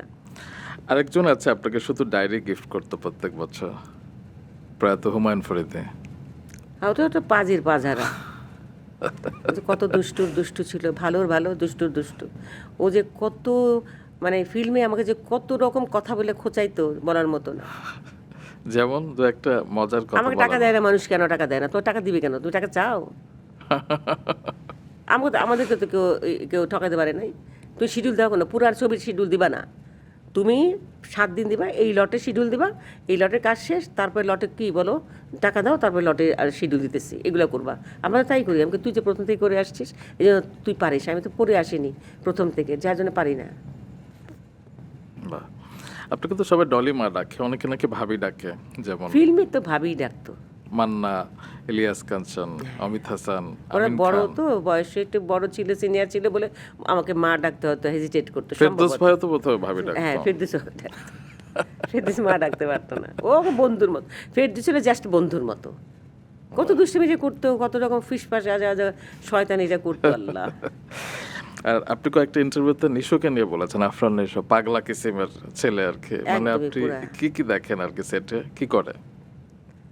ও কেমন যেন সিরিয়াস না, সে আসলে সিরিয়াস হওয়া উচিত ছিল তাকে। যখন ফিল্মে যখন করতে যাচ্ছিস তুই আরও সিরিয়াস হওয়া উচিত, তা সব ব্যাপারেই বলে ফেলাইলো একটা কিছু, আমার মতন আর কি, কয়ে ফেলাইলো একটা, যেটা করলে রিয়াকশন হতে পারে মানুষের, এগুলো না বললেই পারে। আমি আবার একদিন এমনি বলছি, তুই সাকিবের মতো হতে পারে, একটা সাকিব কোনো কথা কয় চুপ করে থাকে, তুই তো তোর ফ্যান বাড়াতে গেলে তো চুপ থাকতে হবে। বলে কি চুপ আবার থাকে কেমনি, মানে সে মুখ আছে কথা বলার শক্তি দিছে আল্লাহ।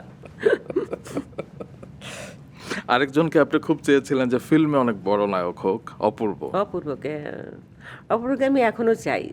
ও যদি ফিল্ম করতো ভালো করতো, কারণ ওর ভোকালটা ছিল, হাইট আছে, হ্যাঁ হাইট দেখতে, ফিগারটা ভালো, মানে Expression খুব হ্যাঁ ভালো। পেটে কোনো আলাদা করে চর্বি ছিল না, তারপরে এক্সপ্রেশনটা ভালো, অভিনয়টা ভালো, হ্যাঁ ও চাইলেই পারতো, কিন্তু কিন্তু ও আসলে পছন্দ করে না, কষ্টটা নিতে চায় না। ফিল্মে অনেক গ্রামে কষ্ট নাটক না? করতে চায় না, নাটকে যেমন গ্রামে নাটক করতে চায় না, নন গ্ল্যামারাস ক্যারেক্টার করবো না, ফিল্ম নাটক করতে নাটকে যায়, গ্রামে করতে চায় না, তারপরে ফিল্মেও ওইসব ঝামেলা এগুলো ভালো লাগে না তার, ওই জন্যই করেনি সে। আরেকজনকে নিয়ে শুনতে চাই, আপনি বোধহয় সর্বাধিক তার সাথে নাটক করেছেন নায়িকা হিসেবে, আপনার নায়ক আবুল হায়াত। হ্যাঁ, তার সাথে আপনার কিরকম কেমিস্ট্রি পর্দার বাইরে? তার সঙ্গে, সে তো বয়স আমার চেয়ে অনেক বড়, কিন্তু কখনো বয়স বড় মনে হয় না।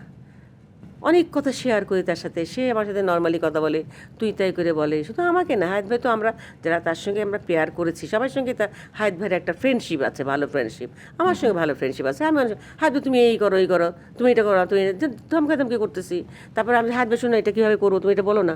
এই যে কোয়ার্টিস্টের সঙ্গে যে ফ্রেন্ডশিপটা হওয়া উচিত সেটা আমাদের সঙ্গে আছে, এবং আমি তাকে অনেক অনার করি, একজন ভালো ডিরেক্টর, ভালো রাইটার, ভালো শিল্পী, সেই হিসাবে সত্যি আমি অনার করি, অনেক সম্মান করি, এবং আমি সবাইকে বলি অনেক ভালো একজন ডিরেক্টর সে। নাটকে আমাদের হায়াত ভাই বিরাট ডিরেক্টর, ফিল্মে আমি রাজ্জাক ভাইকে বলতাম বিরাট ডিরেক্টর, অনেক বড়, মানে স্যাটিসফ্যাকশন আসে তার সঙ্গে কাজ করে। তো এই যে আপনি সম্মান দিয়ে কথা বলেন আপনার সহকর্মীদের কিংবা সবাইকে, এই সম্মানটা কি এই যুগে দেখা যায়? কারণ আমি আপনাকে দেখেছি যে আপনি যখন আপনার গুরু মামুনুর রশিদকে দেখেন, এখনো চেয়ার ছেড়ে উঠে দাঁড়ান। গুরুই তো না, দাঁড়াতেই তো হবে। সে তো আসলে গুরু বড় ভাইয়ের মতো। সেই যদিও শিক্ষাটা কি- জহুরের বন্ধু, কিন্তু আমার কাছে তো একজন অনেক বড় শিল্পী, অনেক বড় রাইটার, অনেক নামী একজন লোক। মামুনুর রশিদ এক নামে সবাই ভালো চেনে, সম্মান করে, আমাদের গ্রুপের এরা মাথা, তো আমাদের গ্রুপের সবাই তাকে অনেক অনার করে না। সেই অনারটা কি এখন পান আপনি এই প্রজন্মের কাছ থেকে সবসময়? ভাই খারাপ তো না, সবাই আমার সাথে খারাপ ব্যবহার তো করে না, বা কোনো না, সামনে তো কেউ কোনো বেয়াদবি করে না, ভালো আমাদের ছেলেমেয়েরা। আসলে কি একটা জিনিসকে এক হাতে তালি বাজে না, বুঝছো? তোমাকে ওদেরকে ওইভাবে অ্যাটেনশন দিতে হবে, তো ফোকাস করতেই হবে। আমি তোমার কাছের, ও আমার কাছেরই ভাববে, না দিলে তো হবে না। ছেলেমেয়েরা মা যখন ডাকে মায়ের মতোই তো দেখে। এই প্রসঙ্গেই জানতে চাই যে হয় না যে যেটা বললেন এক হাতে তালি বাজে না, আপনি হচ্ছেন এমন একজন, আগামী বছর 50 বছর হতে যাচ্ছে আপনার অভিনয় ক্যারিয়ারে, জগতে। তো অনেক প্রজন্মের সাথে আপনি কাজ করেছেন, তো কিভাবে টেকনিকটা কি প্রত্যেক কিছুই না। প্রজন্মের সাথে মানিয়ে চলা? কিছুই না, মেনে নেওয়া আর কি, নিজেকে মানিয়ে নেওয়া, আর কিছু না। মানিয়ে তো নিতেই হবে। ফিল্মে কি আমি বিরক্ত হতাম না? কারো কারোর সঙ্গে কাজ করতে গেলে বিরক্ত হতাম, হয়তো অ্যাক্টিং কোয়ালিটি সেরকম না, ভালো লাগতো না, কিন্তু চালাই যেতাম, বলতাম। যদিও আমাকে অনেকে ধমকাতো, তোর বলার দরকার কি, ডিরেক্টর আছে ডিরেক্টর বলে, তুই বলিস কেন?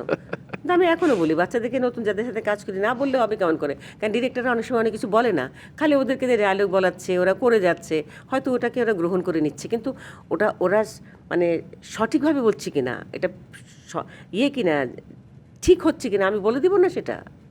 হ্যাঁ বলি, তখন ডিরেক্টররা কিছু বলে না কখনো, ওরা হয়তো খুশি হয়। এই যে আমার দীপ্ততে কাজ করি, আমাকে তো সবসময় কী বলে, আশিস সবসময় বলে, ভাবি আমি তো আপনাকে মনে করি আমাদের একজন, মানে আপনি জানেন, বোঝেন, আপনার কথাটা আমি কেন নেব না। আশিস তো নাই আমার কথাটা। আর আমিও বলি পোলাপান বাচ্চারা আছে না অভিনয় করে আমার সাথে, ওদেরকে বলি, ওরাও খুশি যে মা বলছে আমাদেরকে, নানি বলছে, দাদি বলছে, খুশি হয় ওরা। তো আপনার দীর্ঘ অভিনয় জীবনে আপনি একটি মাত্র নাটক ডিরেকশন দিয়েছেন, তাও 2 বছর আগে, দ্বার কাক বলে একটি নাটক। কখনো ফিল্ম ডিরেকশন দিতে চান? না, অত ধৈর্য নেই। পোলাপান যখন অ্যাক্টিং করতে পারবে না, ডিরেক্টররা তো ধৈর্য আছে অনেকের, আমার ধৈর্য নেই, মাইর দিয়ে বসবো শেষে। আপনি বলছেন যে আপনার পার্টনার ছিলেন প্রয়াত আহমেদ ইউসুফ সাবের। আপনার একটি অ্যাড ফার্ম ছিল প্রবাহ, সেখানে কি জাহিদ হাসান আনোয়ার হোসেন জাহিদ বলল? পরে এসছে, পরে আমরা ওকে ঢুকিয়েছি। প্রথমে শুরু করেছি আমরা আলিমুজ্জামান দুলু, আমি, আনোয়ার হোসেন বুলু। এখন আনোয়ার হোসেন বুলু আর আলিমুজ্জামান দুলু দুজন তো সরকারি চাকরিজীবী ছিল, টেলিভিশনে ছিল না ওরা, কাজে ওরা ওদের বৌদির নামে আচ্ছা। এন্ট্রি ছিল, মানে করা ছিল আর কি, রেজিস্ট্রেশন করা ছিল। তো আমি, সাবের ভাই, কিশোর, এন্ড্রু কিশোর, আমরা বসতাম। পরবর্তী সময় আমি যখন ফিল্ম নিয়ে খুব বেশি ব্যস্ত হয়ে গেলাম, তখন আমি ওদেরকে বললাম যে ওখানে জহুর বসুক, জহুর থাক তোমাদের সাথে, হ্যাঁ, ও একটু মেন্টালি থাকবে, করা ব্যবসা পাতি যাবি যাবি চিন্তা ভাবনা না করে এখানে থাক। তারপর জহুর বসতো ওখানে। বাহ। তো আপনি এখন বর্তমান প্রজন্মের সাথে মানিয়ে চলবার জন্য আসলে হয় না যে ফোনের ব্যবহার, ফেসবুক, সেগুলোর সাথে কি আপনি খুব একটা অ্যাডপ্ট করতে পেরেছেন? আপনার ফেসবুক অ্যাকাউন্ট আছে? সবই আছে, কোনোটাই বুঝি না। যেমন আমি কোনো কোনো সাবস্ক্রাইব করতে গেলে কারো হাতে পায়ে ধরতে হয়, করে দে না একটুখানি, আমি দেখ না এটা কী হচ্ছে, ওই শুটিংয়ে থাকলে ওদেরকে বলি। তারপর ধরো ফোন আসে, ফোন করি, SMS লিখতে পারি, তারপরে ধরো ছবি তুলতে পারি, এর বেশি দরকার নেই তো কিছু, অবশ্যই। ওরা করে দেয়। বাহ। একদিন তো আমাদের সবাইকে মৃত্যুর স্বাদ বরণ করতেই হবে। মৃত্যুকে আপনি খুব স্বাভাবিকভাবে দেখেন, আমি জানি। কিভাবে দেখেন মৃত্যু আসলে আপনার জানি কাছে না কি? কীভাবে দেখি, মরতেই হবে এটাই আমি জানি, বিশ্বাস করি আর কি। কীভাবে দেখি এর তো কোনো ব্যাখ্যা নেই। আমি জানি আমার মৃত্যু হতেই পারে, কিন্তু কিভাবে হবে, আল্লাহ কিভাবে জানি হয় কি, ওই ভয়টা আমার মধ্যে নাই। আমার মৃত্যুকে ভয় করা উচিত, আমার ইসলামে বলা আছে। ভয় করে কি করো, যেতেই যখন হবে নিয়ে যাবে, যখন পারো নিয়ে যাওয়ার সময় হবে। শেষ দিন পর্যন্ত যেহেতু আপনি কাজ করতে চান, আপনি কি চান যে মৃত্যুর পর আপনাকে সবাই কিভাবে মনে রাখুক? আমি সবাইকে বলি তো, শুটিং করার সময় বলি, এই শোন, আমি মরলে কিন্তু দেখতে যাইস, হ্যাঁ, আমি মরলে কিন্তু দোয়া করিস আমার জন্য একটু, এগুলো বলি শুটিং হাউসে সবার সঙ্গে কথা বলার সময়। তখন ওর সব মুখ বন্ধ হয়, চুপ, এগুলো বলবো না। আমি তো মানে কি, মরবো না আমি, তোরা মরবি না, পর যখন মরবো তখন মরবো। কবর নিয়ে কোনো প্ল্যান আছে? না, তবে একটা একটা জিনিস আছে যেটা আমি যে অস্ট্রেলিয়া কেন যাই না, এখানেও একটা কথা আছে। যেমন আমি যদি ওখানে মারা যাই, তাহলে আমার ছেলে তো কষ্ট করে পয়সা খরচ করে, বা আমি থাকবো না, আমার মাকে ঢাকায় পাঠিয়ে দিব না, সে এখানে মাটি দিয়ে থুই, আমি যখন এখানে থাকবো, এটা করতেই পারে। এই জন্য আমি ভয়ে যাই না। যদি আমার ওখানে মৃত্যু হয়, আমার এই মাটিতে আমার মা, বাবা, ভাই, বোন, বাবা, তারপরে আমার স্বামী শুয়ে আছে, আমি কেন ওইখানে মরতে যাব? এই কারণে আমি যাই না। রিয়াসাদকে একটু বলি যে রিয়াসাদ, দেখেন যে আপনার মা মৃত্যুর মতো একটা শেষ বিষয় নিয়েও আপনার সাথে আপনার কথা ভাবছে, যাতে আপনার কষ্ট না হয়। বা এটাই তো মা আসলে। ঝামেলা করে লাভ নেই তো, ও সংসার নিয়ে সুখে থাক, ভালো থাক, দুইটা বাচ্চা নিয়ে আছে মাশাল্লাহ, বউ নিয়ে সুখে থাক, ওরা ভালো আছে। সকালে একটা ফোন নিয়ে যখন জানতে পারি ওরা ভালো আছে, সারাদিন আমার ভালো যায়। যখন ফোন করতেই থাকি, ফোন ধরে না, তারপরে এক সময় ধরে, তখন একটু বকা দিই, ধরিস না কেন, জানলেই তো হয় তোরা ভালো আছিস, কোনো সমস্যা হয়নি, তাহলে তো আর কোনো মাথা ব্যথা থাকে না। একটু তো টেনশন হয় আমার বাবা, না না আম্মা দেখো না, ফোনটা ওর হাতে ছিল, এই করছে, আমি ঠিক আছে, ওকে, আর বলা দরকার নেই, ভালো আছিস, থাক, রাখি, আল্লাহ হাফেজ। বেশি কথাও বলি না, যে অনেকক্ষণ ধরে কথা বলি তা না। নাতনির সাথে কথা বলি, নাতনিটা একটু কথা বলা শিখেছে, বলে দাদি দাদি দাদি দেখো দেখো, এটা দেখায় ওটা দেখায়, দেখলাম, আচ্ছা ঠিক আছে, ওকে। আপনি কি এখন সম্পূর্ণ বাড়িতে একাই থাকেন? একাই, এবার কে থাকবে? মি টাইম কিংবা আপনার নিঃসঙ্গ সময় আপনি কি করেন? নিঃসঙ্গ লাগে না আমার কাছে। কি করেন আপনি?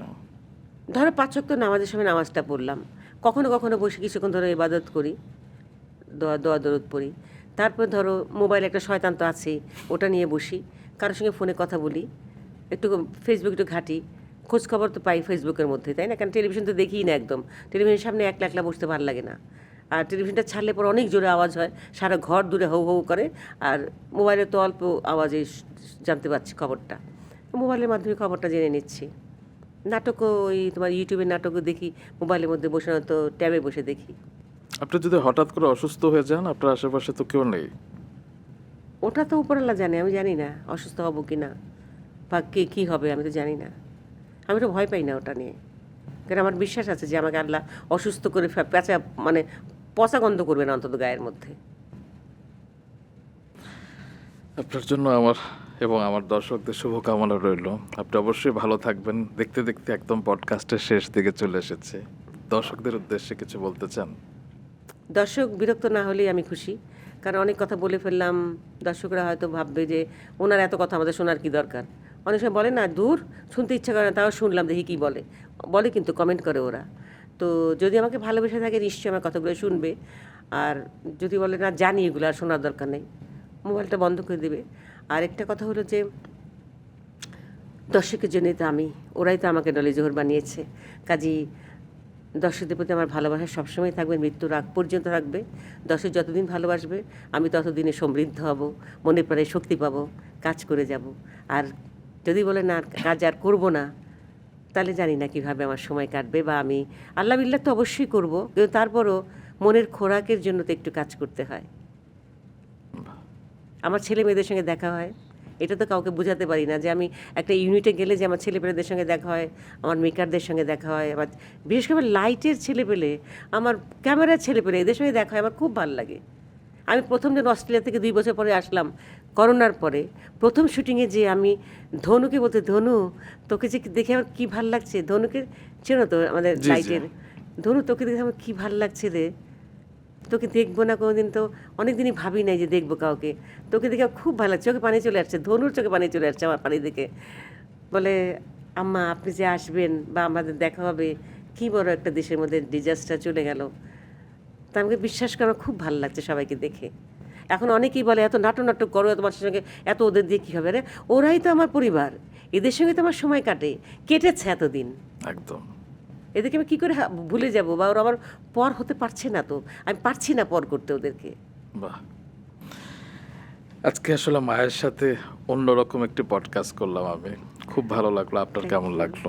আমার খুব ভালো লেগেছে, তুমি যে আমাকে ডেকেছো, তোমার সঙ্গে যে কথা বললাম, এটা তো অনেক বড় ব্যাপার। ভয় ছিল আমার, না যে তুমি আবার কি ভয় খোঁচাখুচি কাটেনি করো। এখন? হ্যাঁ, না, আমার জীবনে কোনো ভয়ের কিছু থাকলে তো অবশ্যই থাকতো, কিন্তু আমি বললাম যে ও কি বের করবে আমার, ও তো কিছু বের করতে পারবে না, আমার তো কিছু নাই। জীবনের অনেক গল্প শুনলাম, আজকে ছড়িয়ে দিলাম দর্শকদের সাথে। অবশ্যই আমরা অনুপ্রাণিত হলাম। বের করলাম না? অনেক দারুণ কিছু অনেক বের দারুণ। করলাম। আমি একটু দর্শকদের কাছ থেকে বিদায় নিয়ে আসি। কিংবদন্তিরা বিদায় নেন না, তারা থেকে যান। কখনো মায়ের মুখে, কখনো পুরনো কোনো কাজের মাঝে, কখনো এক টুকটা নস্টালজিয়ায়, আবার কখনো মনের গভীরে জমে থাকা এক ফোঁটা আবেগে। আজ আমি আবারও বুঝলাম, একজন ডলি জোহর সাধারণ কোনো অভিনেত্রী নন, তিনি একটি জীবন্ত উপন্যাস, যার প্রতিটি অধ্যায় লেখা আছে আমাদের সবার হৃদয়ে। শ্রদ্ধেয় ডলি জোহরের সাথে আমার তো বেশ দারুণ একটি আবেগঘন সময় কাটলো। আপনাদের কেমন লাগলো অবশ্যই জানাবেন। আজ তাহলে বিদায় নিচ্ছি। আসছে শনিবার রাত 9টায় আবার দেখা হচ্ছে। ততক্ষণ পর্যন্ত ভালো থাকুন, ভালোর সাথে থাকুন। বিদায়।